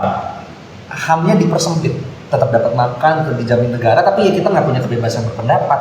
Oh. Kita nggak bisa sembarangan unjuk rasa. Tapi kan nah itu logika utilitarian itu. Sebagian HAM-nya dipotong untuk mempreserve keseluruhan manusia itu. Oh, maksudnya HAM-nya ke sana, Iya. dihilangkan itunya. Iya. Oh, oke. Katakan lebih baik seperti itu. Karena sekarang ini kan narasi barat. PBB itu sangat barat lah, kita nggak bisa buang itu. Jadi nilai-nilai HAM yang disepakati di piagam HAM internasional itu kan liberalis sekali. Betul. Individualis sekali dan sangat kebaratan. Betul. Tapi kita perlu consider alternatifnya yang kayak sekarang kita bahas. Apakah lebih baik kita tinggal dalam society seperti di sini atau seperti di Oceania punyanya? Oceania. Aku tuh makanya tadi aku bilang kan di awal bahwa sebenarnya ini kan kita balik lagi ke masalah ini mau ekstrem kiri apa ekstrem kanan nih? Iya. Dan dua-duanya punya masalahnya nih. Iya. Kau mau kayak gini, mau Oceania full, Iya. tapi kan kebebasanmu hilang, kamu siap atau enggak? Iya. Kalau aku lebih memilih apatis loh. Yang artinya? Apatis dan anarkis. Dengerin baik-baik, pelan-pelan ya, pelan-pelan ya. Mau bentuk negaranya kayak gimana pun, tapi kalau kamu punya afinitas-afinitas yang kamu percayain itu, kawan-kawan yang siap buat menerjang bentuk negaramu kayak gimana, setidaknya 70 tahun hidupmu akan meaningful. Kamu kan bertanya, harusnya negara itu bentuknya kayak gimana? Iya. Sebagai Ini sebagai rakyat nih dia. sebagai POV rakyat yang merasa ide anarkisme itu adalah ide yang masuk akal, ya setidaknya bisa dipraktekkan dalam certain degree. Saya memilih untuk tidak peduli negaranya bakal jadi kayak gimana, asalkan saya punya afinitas saya, asalkan saya punya kawan-kawan saya yang siap nih mau kayak gimana pun negaranya, ya. Mau negaranya se-ekstrim Oceania atau mau se-liberal Amerika. Iya. Aku sama 20 orang ini aja yang penting dalam hidupku. Oke. Dan mau kayak gimana pun negaranya ya udah. Kalau ternyata emang full Oceania nih dan 20 orang ini ternyata adalah hal yang bertentangan dengan negara. Ya udahlah kita mati bareng ayo. Untuk unjuk rasa melawan Oceania itu. Ayo, nggak apa-apa. Ayo, nggak apa-apa. Toh dalam hidup ini kan bagaimana kita memaknai hidup yang singkat ini, ya kan? Kayak lagunya Hindia itu ya. Iya. Hidup ini tidak ada artinya. Iya betul. Orang nihilis, aku Kristen. Oke, tapi artinya kalau Nah, itu kan, akhirnya pertanyaanmu nggak bisa kejawab kan? Kamu kan pengen tahu kayak, menurut Mas Adit yang benar yang mana? Nggak ada yang benar, mau ekstrem kanan aneh, mau ekstrem kiri aneh. Yang bisa kita lakukan lah ya bertahan sama teman-teman kita aja. Pakai perspektif Digimon aja kita. Digimon? Nah, Digimon, kekuatan persahabatan. Oke. Iya. Susah kalau kita mau sebagai rakyat yang cuma bisa bikin podcast ini kita mengharapkan kayak pemerintah tuh harusnya begini. Nggak akan ada perubahan. Daripada kita mikirin capek-capek pemerintah harus kayak gimana, dan mending kayak yuk kita kumpul 20 orang kita kumpul, kita bisa apa, saling bantu apa, udah gitu aja. Oke. Soalnya kemarin tuh aku sempat ngobrol sama orang yang cukup dekat. Ini pendapat ya. Aku merasa pemerintahan kita sejauh ini kacau sekali. Siapa sih nggak ngerasa gitu? Iya. Gitu. Siapa sih? Tapi aku nggak berani bilang apakah karena itu Pak Prabowo-nya, apa karena kabinetnya, apa karena sistemnya dari dulu udah seperti ini. Tapi aku merasa kacau banget. Aku ngobrol sama keluarga aku bilang ini kalau kita ntar HAM-nya di potong, udah kita pindah ke luar negeri aja. Oh, tim kabur aja dulu. Tim kabur aja. Tapi kita akan bahas ya. Masih nggak apa-apa lanjut, masih apa-apa, selau. Nah, tapi masih hujan, emang kita mau kemana sih? Oh iya benar juga. Salah satu orang yang aku ajak bicara ini, dia bilang ya selama kita nggak lapar, terserah pemerintah mau kayak gimana. Exactly. Nah ini aku bilang, gimana caranya kita di situasi yang entah negaranya kayak gimana pun bertahan supaya nggak lapar, ya bikin afinitas, bikin kelompok, kerjasama. Tapi kalau di negara yang kayak gini, kayaknya perserikatan itu tuh udah nggak boleh nggak sih? 20 orang bisa apa gitu? Harus ratusan dan ratusan nggak boleh. Wah itu menarik tuh. Berapa yang kita butuhkan untuk mengguncangkan sebuah negara kan? Iya. Berapa orang yang kita butuhkan kan? Iya. Atau kalau misalnya kita anggap di tempat seperti ini gitu. Misalnya ada toko kan emang kemarin kita demo rame-rame efek? Enggak. Iya betul. Tapi kan kebetulan kita belum ada nih, tidak boleh ada perserikatan ABC, betul kan? Emang boleh? Boleh kan? Emang boleh? Oh boleh. Emang kamu kalau diskusi topik tertentu nggak didatengin orang? Emang kalau kamu beribadah dengan cara tertentu nggak didatengin orang? Iya betul. Nah itu kalau gede kan. Tapi misalnya kita adakan diskusi 20 orang di sini ngebahas ide-idenya Karl Marx gitu misalnya. Aku nggak berasa tiba-tiba ada polisi datang, betul nggak? Kalau polisinya nggak tahu. Iya. Tapi pas sekarang masih begitu ya? Sekarang masih begitu ya? Ini aku jadi baru tahu nih. Oh, kamu nggak tahu ada diskusi-diskusi yang dibubarkan? Aku tahu kalau yang kayak di mall atau di hotel kemarin pernah dibubarin. Gitu. Ada. Tapi nobar film apa dibubarin kamu tahu juga kan? Eksil. Gitu semua dibubarin. Ada beberapa yang nggak boleh mas gitu. Ada, masih ada Pak. Kamu pikir negara ini bebas? Okay. Pardon my ignorance gitu ya. Tapi nggak apa, itu kan artinya kan semakin hari semakin memahami kondisi negaramu seperti apa. Betul. Tadi itu susahnya kamu kalau kuliah HI itu kayak idealnya tuh gini nih negara-negara Skandinavia gini. Masih jauh Pak negaramu Pak. Negaramu tuh masih begini, masih feodalisme. Nah ini masih berkaitan tapi ntar kita akan pelan-pelan pivot ke topik soal negara. Tadi tuh belum ngomongin negara, tadi itu negara, jadi kita ngomongin Indonesia abis ini. Kalau misalnya kita ngomongin soal kepemimpinan, salah satu yang dianggap arif itu Marcus Aurelius. Gak tau ya, cuman aku tuh sekarang kalau ada orang ngomongin Marcus Aurelius tuh pengen kuludahin rasanya. Karena terlalu diagung-agungkan nih bis. Enggak, karena kalau di Indonesia itu orang ngertinya Marcus Aurelius tuh meditation. Iya. Filosofi tera. Iya, betul. Zen. Stoik. Iya, betul. Kamu kosong lah. Betul. Tapi aku rasa salah satu nilai yang pengen dibangun oleh para Stoa adalah gimana to live virtuously, ya kan? Ya. Nah, dan aku nggak tahu ada korelasinya atau enggak. Tapi Marcus Aurelius tuh bahkan di bab 1 meditation aja dia bilang dari ayahnya aku belajar ini, dari saudaraku aku belajar ini, dari sini aku belajar ini. Arahnya kemana nih arahnya nih? Dan arahnya adalah dia dianggap sebagai 5 good emperors-nya Roma. Karena belajar dari ayahnya. Berarti pemimpin harus yang ditunjuk oleh ayahnya gitu. Berbahaya sekali ya ini. Berbahaya sekali. Nah, dan tapi udah pernah kok kita punya anak presiden aman kok. Bu Mega. Iya, aman kan sebentar. Tapi ya apa-apa. Ikhlasin aja bro, kita udah pernah kok. Nah, cuma maksudnya kalau kita baca misalnya Socrates atau Plato, kita tahu bahwa demokrasi itu malah bukan rank teratas gitu. Dia punya hierarki kepemimpinan kan, mana yang paling bagus gitu. Yang paling bawah tirani, keempat demokrasi, ketiga tuh timokrasi, kedua oligarki, pertama itu aristokrasi. Jadi bagaimana negara tuh dipimpin oleh philosopher king. Dia percaya oleh figur yang mencintai kebijaksanaan dan dia tuh mengenali boundaries dia seperti apa supaya tidak dikorap oleh kekuasaan. Oke. Menurut Jadi aku butuh pemimpin yang smart, wise. iya betul. Dan Socrates tahu ini nggak akan ada. Tapi setidaknya kita bisa aiming ke situ. Nah aku pengen nanya pendapat Mas dari seseorang yang suka membaca buku. Apa yang perlu dilakukan supaya kita setidaknya bisa berjalan ke arah situ? Untuk punya pemimpin yang wise, yang smart, yang tahu boundaries. Karena Pak Jokowi ini anaknya Skywalker banget. Betul ya? Kita kira dia Jedi, ternyata dia Sith kan akhirnya. Iya. Gitu.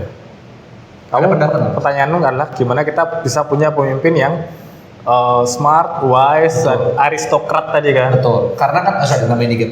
Karena kan maksudnya sekarang kita tuh masih dibayang-bayang Orba karena memang pemimpinnya adalah pemimpin di zaman Orba semua. Tapi kan, ya misalnya kita sekarang tahu Pak Prabowo udah tua, ya kan? Yusril udah tua, Pak Mahfud udah tua, siapa? Bu Mega udah tua, dan akhirnya ya ntar akan kita juga gitu. Pak Ahok juga udah tua. Pak Ahok juga udah tua. Istrinya muda tapi. Lu semua gue sikat. Nah, oke. Nah, gimana supaya kita bisa memahat ke arah situ kepada pemimpin yang lebih baik? Lucunya adalah di bukuku solusinya itu daripada kita nunggu pemimpin, kita bikin pemimpin sendiri yang kita bikin pemimpin yang sudah pasti smart, sudah pasti jenius, sudah pasti ngambil keputusan tidak berdasarkan keluarga. Iya betul. Siap nggak tapi kamu? Iya betul. Tapi Mas berpikir itu lebih baik seperti itu? Pertanyaan bagus. Aku ngobrol ini off air sama Best Indo. Oh iya, buzzer. Nah, si buzzer itu dia punya argumen kayak Indonesia tuh mau siapa pemimpinnya? Ya, kita nggak akan jadi negara yang lebih benar. Karena yang kita lawan itu bukan orang, tapi sistem. Atau bukan? Dia tuh bilangnya bukan sistem juga, tapi ada sesuatu nih di belakang layar yang bukan orang, kayak cetulhu. Kayak cetulhu. Kita tahu dia itu ada, tapi nggak bisa kita matiin dia. Bahkan kita nggak bisa lihat dia, kita nggak bisa slay dia, itu nggak bisa. Mindset kan kalau begitu, atau bukan? Nah, aku ngerasa yang dimaksud oleh si buzzer ini itu adalah gabungan dari mindset, budaya, sistem, dan juga orang gitu.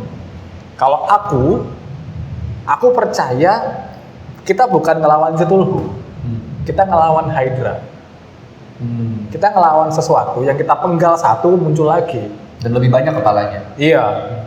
Maka yang kita butuhkan adalah bisa nggak kita dalam sekali tebasan kita penggal semua kepalanya 99-nya dan konsisten setiap kali dia muncul satu kita tebas semuanya. Jadi daripada kita nungguin pemimpinnya dulu, gimana kalau kita bikin sistem yang bisa memenjarakan atau menghukum orang-orang yang jadi kepala naga tadi? Sehingga suatu hari naga ini akan capek nungguin kepala, terus yaudahlah kita nggak usah nungguin kepala lagi deh, pasti akan kalah kok sama warriornya. Nah, pertanyaannya tinggal dua nih. Pertanyaannya tinggal, kamu mau warriornya ini, si Dragon Slayer-nya ini muncul dari sistem, as in kamu perbaiki KPK, kamu perbaiki polisi, atau muncul dari masyarakat bentuk anarkisme? Nah, udah tinggal dua ini aja pilihannya Indonesia. Kalau kamu mau startnya dari mana loh? Itu menurutku ya. Jadi kalau kamu kan kayaknya kamu masih sama kayak buzzer ya, kamu masih ngerasa ini cetulhu, ini sistem nih, ini complicated banget nih, kita nggak tahu akarnya dari mana. Kalau aku ngeliat ini bukan cetulhu, ini Hydra. Kita punya nggak kekuatannya untuk memenggal kepala-kepala naga ini? Aku lagi proses nulis novel kedua. Idenya dari ini, idenya dari cerita Hydra ini. Jadi kan aku bilang, pilihannya tuh kita cuma dua nih pilihannya. Kita mau bagusin polisi kita mau bagusin KPK-nya kita, or masyarakat yang turun tangan sendiri nih, masyarakat yang somehow muncul Batman dari masyarakat kita nih, muncul vigilante yang akhirnya motongin kepalanya Hydra ini. Nah itu ide novelku kedua itu. Menarik. Udah ada judul? Nanti aja. Ada judulnya Hasil Rahasia. Oke, that's interesting ya. Jadi artinya memang nggak ada cara halus ya. Maksudnya harus ada revolusi. Revolusi itu nggak harus bersenjata ya. Iya. Perubahan masif dan cepat gitu. Ya menurutku cuma dua itu pilihannya. Kamu mau revolusinya berbentuk ini polisi sama KPK dibenahin, Iya. sampai benar kita bisa motongin kepalanya orang-orang Iya. tadi, atau ya udah masyarakat yang gerak sendiri. Iya. Nah itu problemnya Mas. Menurut aku, apa sih yang menjaga demokrasi tetap demokrasi? Hukum. Tapi kadang hukum itu produk politik. Betul. Iya. Jadi kayak contoh sekarang ya, ini suzon tapi kita anggap saja benar. Represent ngomong seuzon. Rezim sekarang lagi ngejar Tom Lembong, lagi ngejar Hasto, yang adalah orang-orang kunci yang bisa berperan sebagai oposisi. Kan Hasto sekjen PDI nggak mau masuk koalisi, ya kan. Tom Lembong adalah salah satu pemimpin dari tim pemenangan Anies. Anies nge-branding diri sebagai seorang revisionis, dan jelas dia pasti anti Prabowo dan anti siapa namanya Pak Jokowi itu pasti, karena dari dulu dia memang antitesis kan. Jadi kamu dulu dukung Anies? Aku enggak. Kamu apa, Ganjar? Ya. Saya golput. Nah, cuman maksudnya sekarang lagi dikejar dengan apa? Dengan hukum. Ya kan? Kita melihat ya nggak tahu, bagus nih Pak Prabowo lagi kejar-kejarin koruptor, tapi sebetulnya yang lagi dilakukan adalah itu menyingkirkan oposisi. Kamu menganggap ini sebagai membersihkan oposisi? Aku The purge. Ya, Oke. Menurut aku. Dan ini aku bahas sama Basir juga. Kalau aku lihatnya jangan dari Tom Lembong, lihatnya dari Pertamina. Gimana tuh? Kita lihat di setahun 2 tahun ke depan ini, Iya. Ahok diizinin nyanyi apa enggak? Ahok di apa sorry? Dikasih izin buat bersaksi atau enggak? Okay. Udah. Sekarang kan masih banget ya sekarang. Iya, tapi kan diproses nggak? Semua kesaksiannya Ahok diproses nggak? Itu aja dulu. Kalau memang semua kesaksiannya Ahok ini diproses, artinya ada harapan setidaknya dari pihak eksternal, pihak KPK sendiri untuk membersihkan Indonesia gitu. Terlepas ini matiin oposisi itu udah dari dulu, sudah ada dari dulu. It's not something new. Cuman sekarang kita lihat nih ada kasus yang cukup eksternal Pertamina, ya kan? Yang sebenarnya yang main juga orang-orang itu lagi. Berani nggak kita bongkar ini beneran? Nanti kalau dari Pertamina udah kebongkar, kita geser lagi dan antara berani nggak kita bongkar ini beneran? Kalau ya walaupun belum ada ya, tapi kan kita ada mencium-cium. Bau orba. Gitu kan? Oh itu interesting. Oke, sebelum lanjut, Mas kedinginan nggak? Enggak. Nggak usah. Enggak, kamu? Enggak. Tapi dingin tapi Ya aman sih. Nah ini Mas, ngomong apa tadi ya? Orba. Iya, aku ngobrol dengan salah satu PNS. Saya nggak perlu bilang dari kementerian apa, tapi dia sudah berkarir cukup lama, mungkin 10-20 tahun. Aku nanya kerjaan. Saya nggak usah bilang gender ya, tapi hey, ini kerjaan di ranah ini ada apa ya? Dan dia ngomong, sekarang kerja itu susah. Kamu harus lewat ordal atau simpatisan partai, karena sekarang kita sudah kembali ke zaman orde. Dia ngomong gitu, dan dia insider pemerintah. Gitu. Nah, ini berkaitan sama isu kabur aja dulu dan nasionalisme. Gimana tanggapan Mas? Wah lucu banget. Karena aku suka banget. Karena kemarin aku sempat tanya sama teman-temanku, nasionalisme itu sebenarnya apa sih? Bisa kita bilang kita nasionalis yang kita cintai apa? Ibu Pertiwi itu apa? Apakah tanahnya, apakah orangnya, apakah budayanya, apakah pemerintahan, apakah itu gabungan semuanya? Gitu. Dan muncul orang-orang seperti Abigail Muria, Wuyuwi, tahu ya? Dia bilang nasionalisme saya tuh bersyarat. Kalau pemerintah nggak bisa kasih sesuatu yang baik, ngapain saya cinta sama negara ini? Tanggapan Mas gimana? Pertama saya tim Yuval Noah Harari. Yang artinya nasionalisme itu fiksi. Ya. Nasionalisme itu fiksi, ya kan?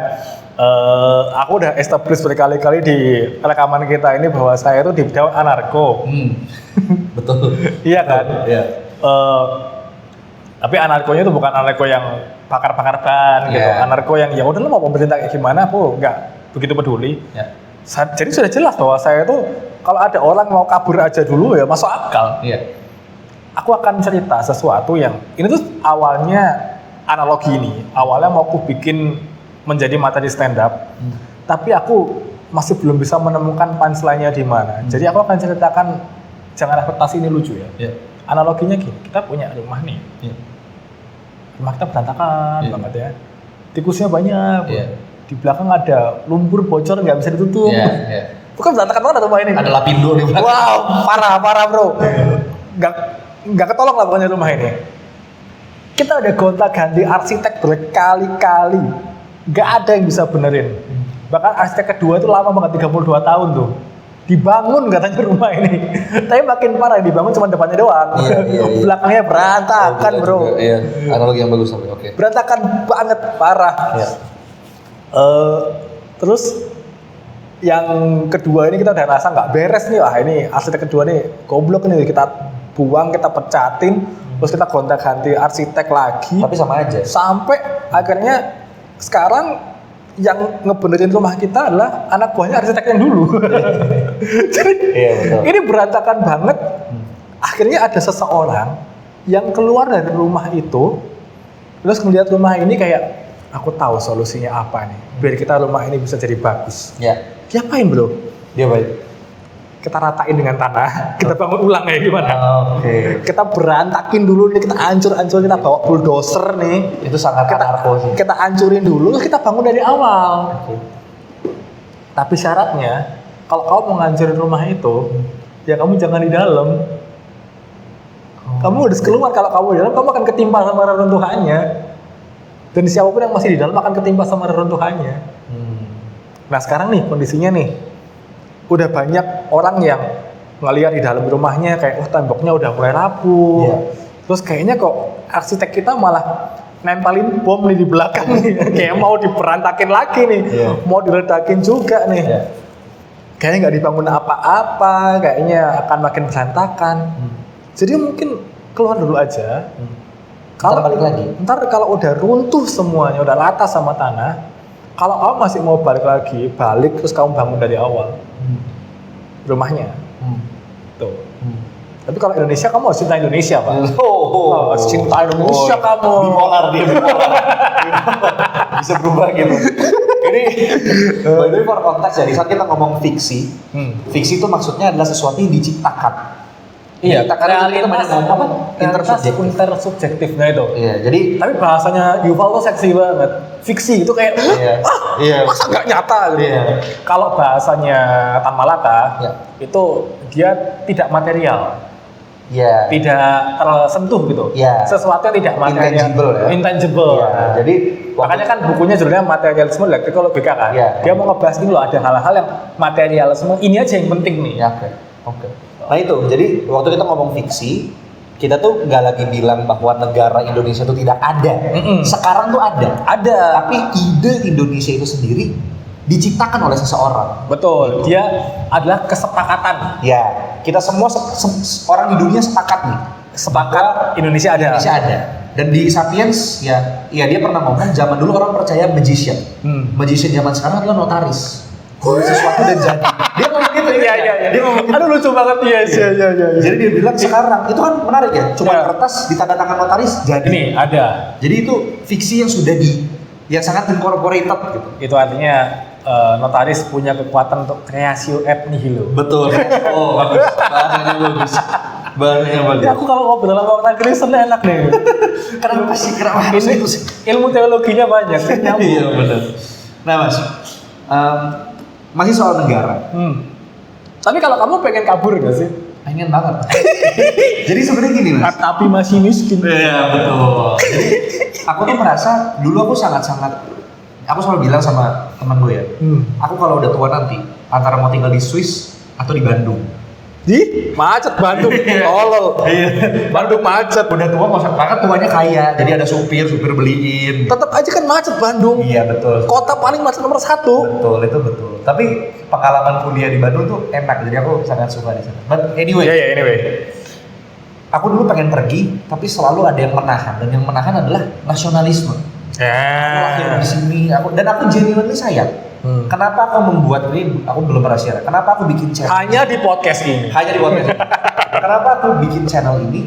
Adalah supaya karena aku merasa ya orang Indonesia tuh harus berdemokrasi dengan lebih pintar. Dan salah satu tenet yang selalu dipertahankan adalah kalau pemimpin atau agama udah ngomong A, kita nggak boleh lawan, nggak boleh pertanyakan. Aku merasa kalau kita bisa ubah persepsi orang Indonesia terkait agama, bahwa agama boleh dipertanyakan, aku merasa akan ada kemajuan. Nah ini makanya kita mulai dari situ. Nggak bisa. Kenapa? Nggak bisa. Kenapa? Nggak bisa. Kamu harapanmu kan kamu pengen orang Indonesia menjadi bisa lebih rasional gitu. Rasional dan bisa mempertanyakan otoritas. Iya, betul. Dan itu nggak cuma agama yang bisa dipertanyakan, Betul. harusnya kan kayak ya otoritas of what in general gitu. Mempertanyakan orang tua, negara gitu. Tapi kamu kalau lihat konteks sejarah kita, Ya. Ini yang tadi ya.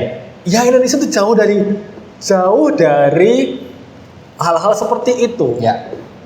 Pribadi Indonesia, orang Indonesia, kultur Indonesia itu jauh dari hal seperti itu. Ya. The moment orang-orang Indonesia menjadi orang yang bisa mempertanyakan segala sesuatu, mengkritisi segala sesuatu, menurutku kita akan menjadi bangsa yang baru, yang bukan Indonesia yang kita kenal sekarang bahkan.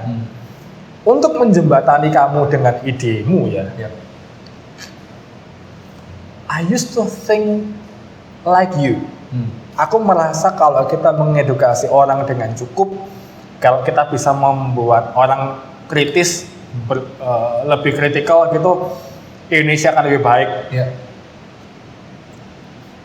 Yang kita lupa adalah kalau kamu ngajar orang, kamu harus tahu kondisinya dia, prior knowledge-nya itu seberapa. Gitu.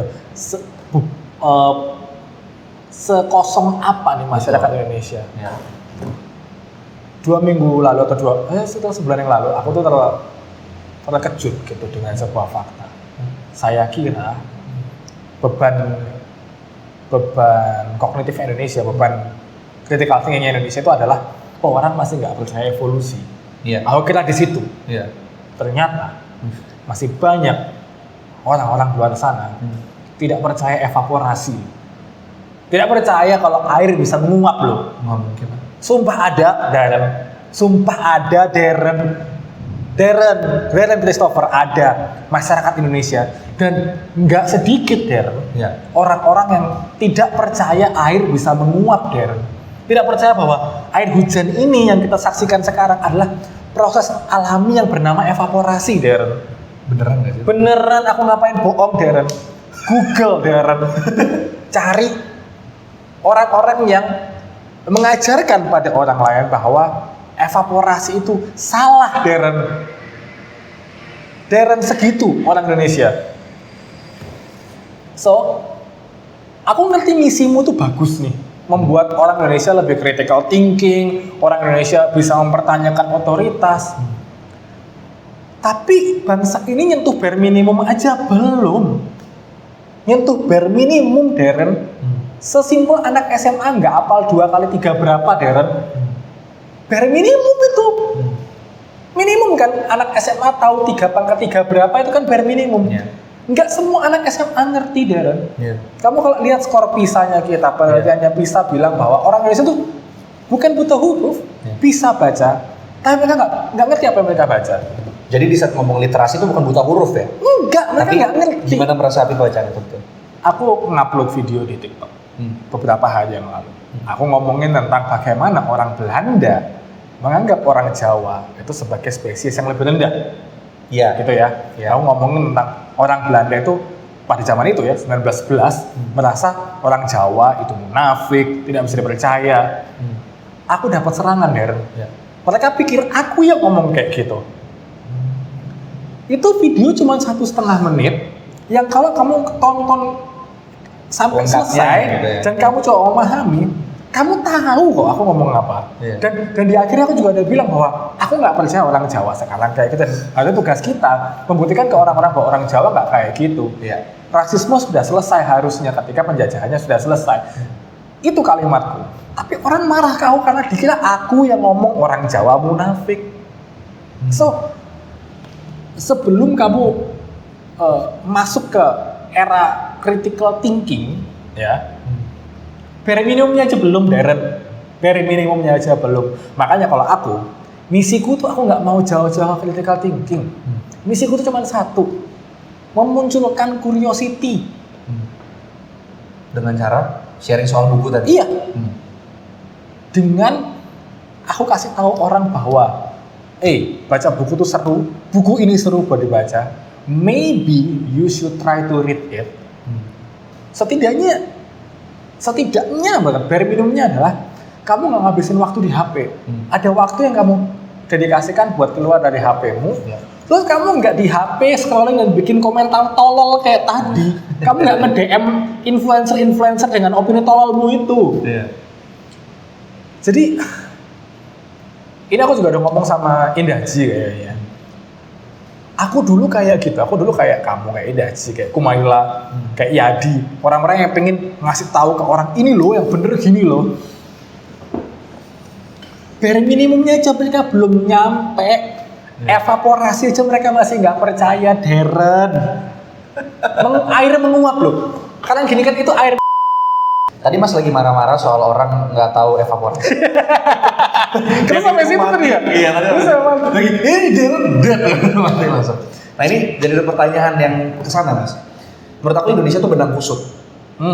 Yang artinya kita tahu kita harus memperbaiki banyak hal, tapi nggak tahu harus mulai dari mana.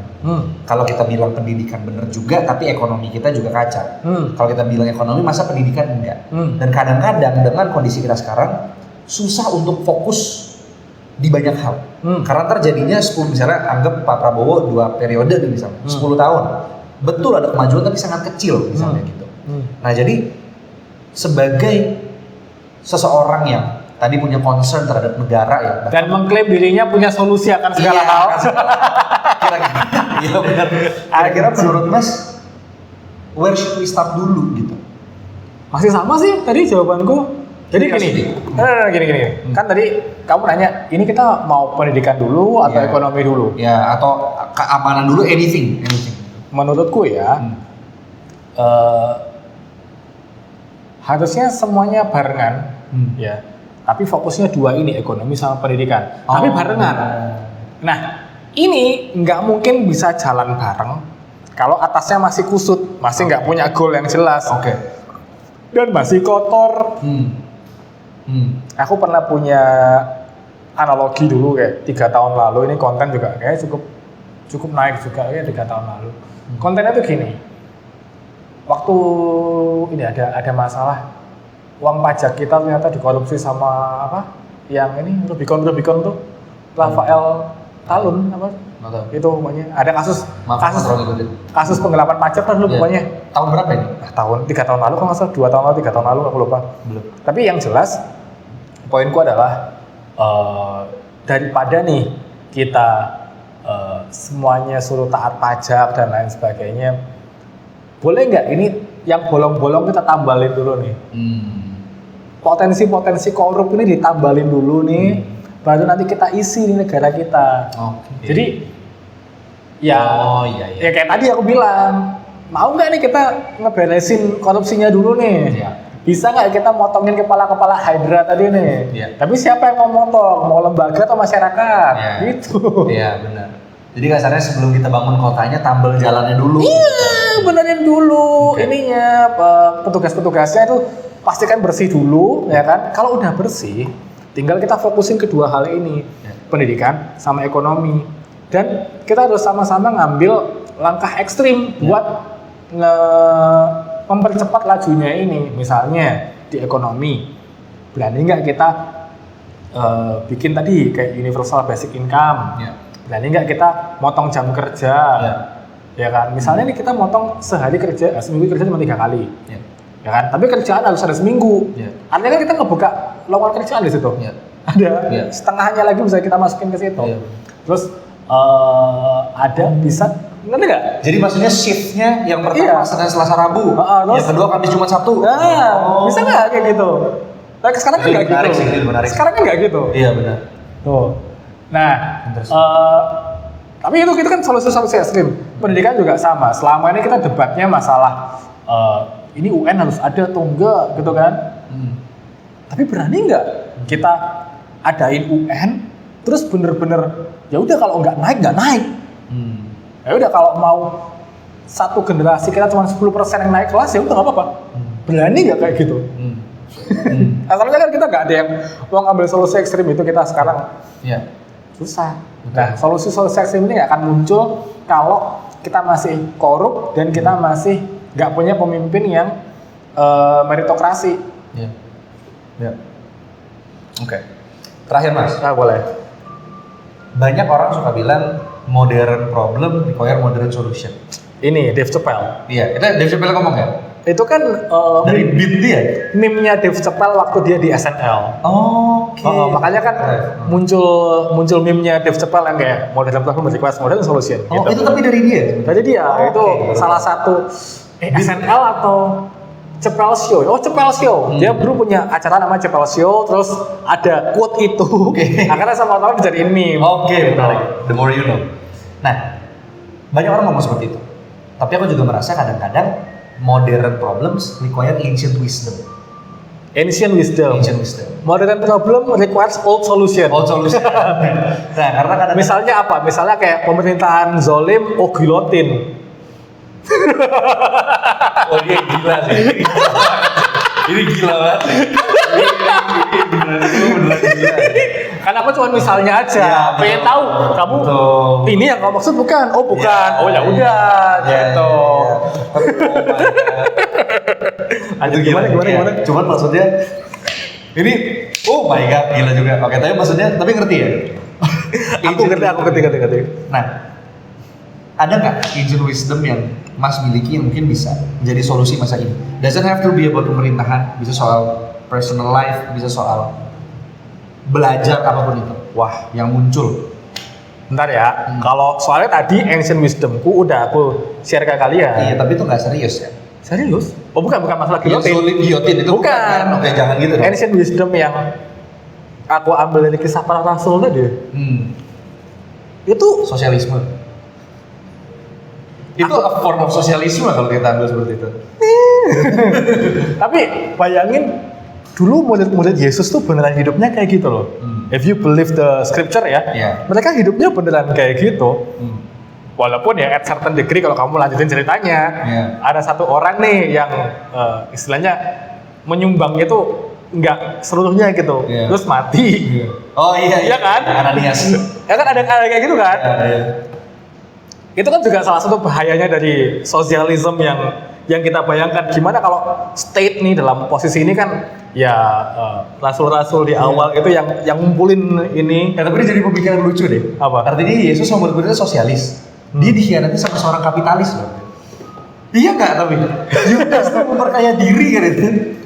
Anyway, lanjut. Dan gitu tadi ada kayak saya masih percaya kapitalisme. Yudas Anda Yudas. Itu pemikiran lucu aja. Aku tuh nggak ngelihat ini sebagai form of socialism Yeah. or something ya. Iya. Daripada ke sosialismenya, menurutku ini adalah bentuk anarkisme gitu. Yang tadi aku bilang, sebenarnya kan di masa Yahudi itu pun juga sudah ada nih, state-nya itu sudah ada, ya kan? State-nya itu udah ada nih, baik itu dari Roman Empire ataupun dari Yahudi itu sendiri gitu. Sebenarnya state-nya itu udah jalan, tapi sekumpulan orang ini, ya mungkin dulu jumlahnya 2000 orang ya, kalau nggak salah. Iya, ya kan? Masih apal aku isi Alkitab, bro. 2000 atau 3000 gitu ya. Ya kan? 2000 kepala lah pokoknya kalau nggak salah. Nah, orang-orang ini membentuk yang tadi aku bilang sebuah afinitas, sebuah kelompok yang mana ya udah kita kumpul bareng, kita saling bantu. Aku punya apa, aku kasih di tengah. Kamu butuh apa ya ambil seperlunya. Itu Ancient wisdom. ancient wisdom itu. Loh, itu ancient wisdom kan? 2000 tahun yang lalu orang menuliskan hal seperti itu. Aku ngerasa ya hal ini bisa diterapkan, tapi mungkin nggak skalanya nggak gede. Mungkin ya cuma 5 orang, 20 orang maksimal. Kumpul aja sama teman-teman kamu, and apapun yang terjadi sama negara, hadapi bareng. Hadapilah bersama-sama. Kapten Amerika berkata, gimana kalau kita kalah? Ya udah kita kalah bareng. Jadi itu ancient wisdom karena kan mereka dari tahun 45 sebenarnya. Iya. Oke. Kalau misalnya apalagi ya, I think itu sih yang jadi peganganku sih. Gitu ya. Oke. Masuk akal nggak menurut? Masuk akal. Aku bisa berkomentar tapi ini bakal jadi 2 jam lagi ke depan. Jadi kita masuk akal kan. Dan kalau orang-orang pengen cari Mas Adit bisa cari kemana? Cari di Gramet nih, ada buku aku di Gramet, seru banget teman-teman. I think obrolan kayak gini nih yang entah 2 jam tadi itu yang aku ekspektasikan muncul setelah kalian baca novel ini. Karena apapun yang aku bilang tadi, aku sendiri punya sanggahannya. Ngerti kan? Iya. Apapun yang aku opinikan barusan, aku sendiri punya sanggahannya. Itulah kenapa aku di sini bikin 2 versi kan. Satu versi Podcast, satu versi cerita. Iya. Dimana ceritanya ini adalah sanggahan dari podcastnya tadi. Oh, menarik. Jadi apapun yang aku omong tadi, itu aku sendiri udah tahu sanggahannya apa. Maka kita butuh diskusi-diskusi kayak gini supaya mungkin ada yang miss dari perspektifmu, lalu kalian jadi tahu harus ngapain. Iya. Kalau kalian mau cari aku ada di IG @aditmkm. Isinya cuman aku mendokumentasikan buku-buku yang aku baca, dan semoga kalian tertarik buat baca-baca buku yang aku baca karena seru-seru tuh, seru-seru. Aku biasanya nge-review buku-buku yang jarang dibaca orang, yang jarang dibaca bookstagram lain. Betul. Saya jarang bahas novel dan jarang bahas buku-buku produktivitas. Iya benar. Tapi kalau kalian butuh bacaan-bacaan nyeleneh, cari ke akunku. Seru-seru. Oke. Mas Adit, thank you so much untuk aku yang terima kasih Darren. Thank you. Ngobrol sama Anda seru sekali. Aneh banget. Terima kasih. Ini kita cut ya. Yoi. Thank you.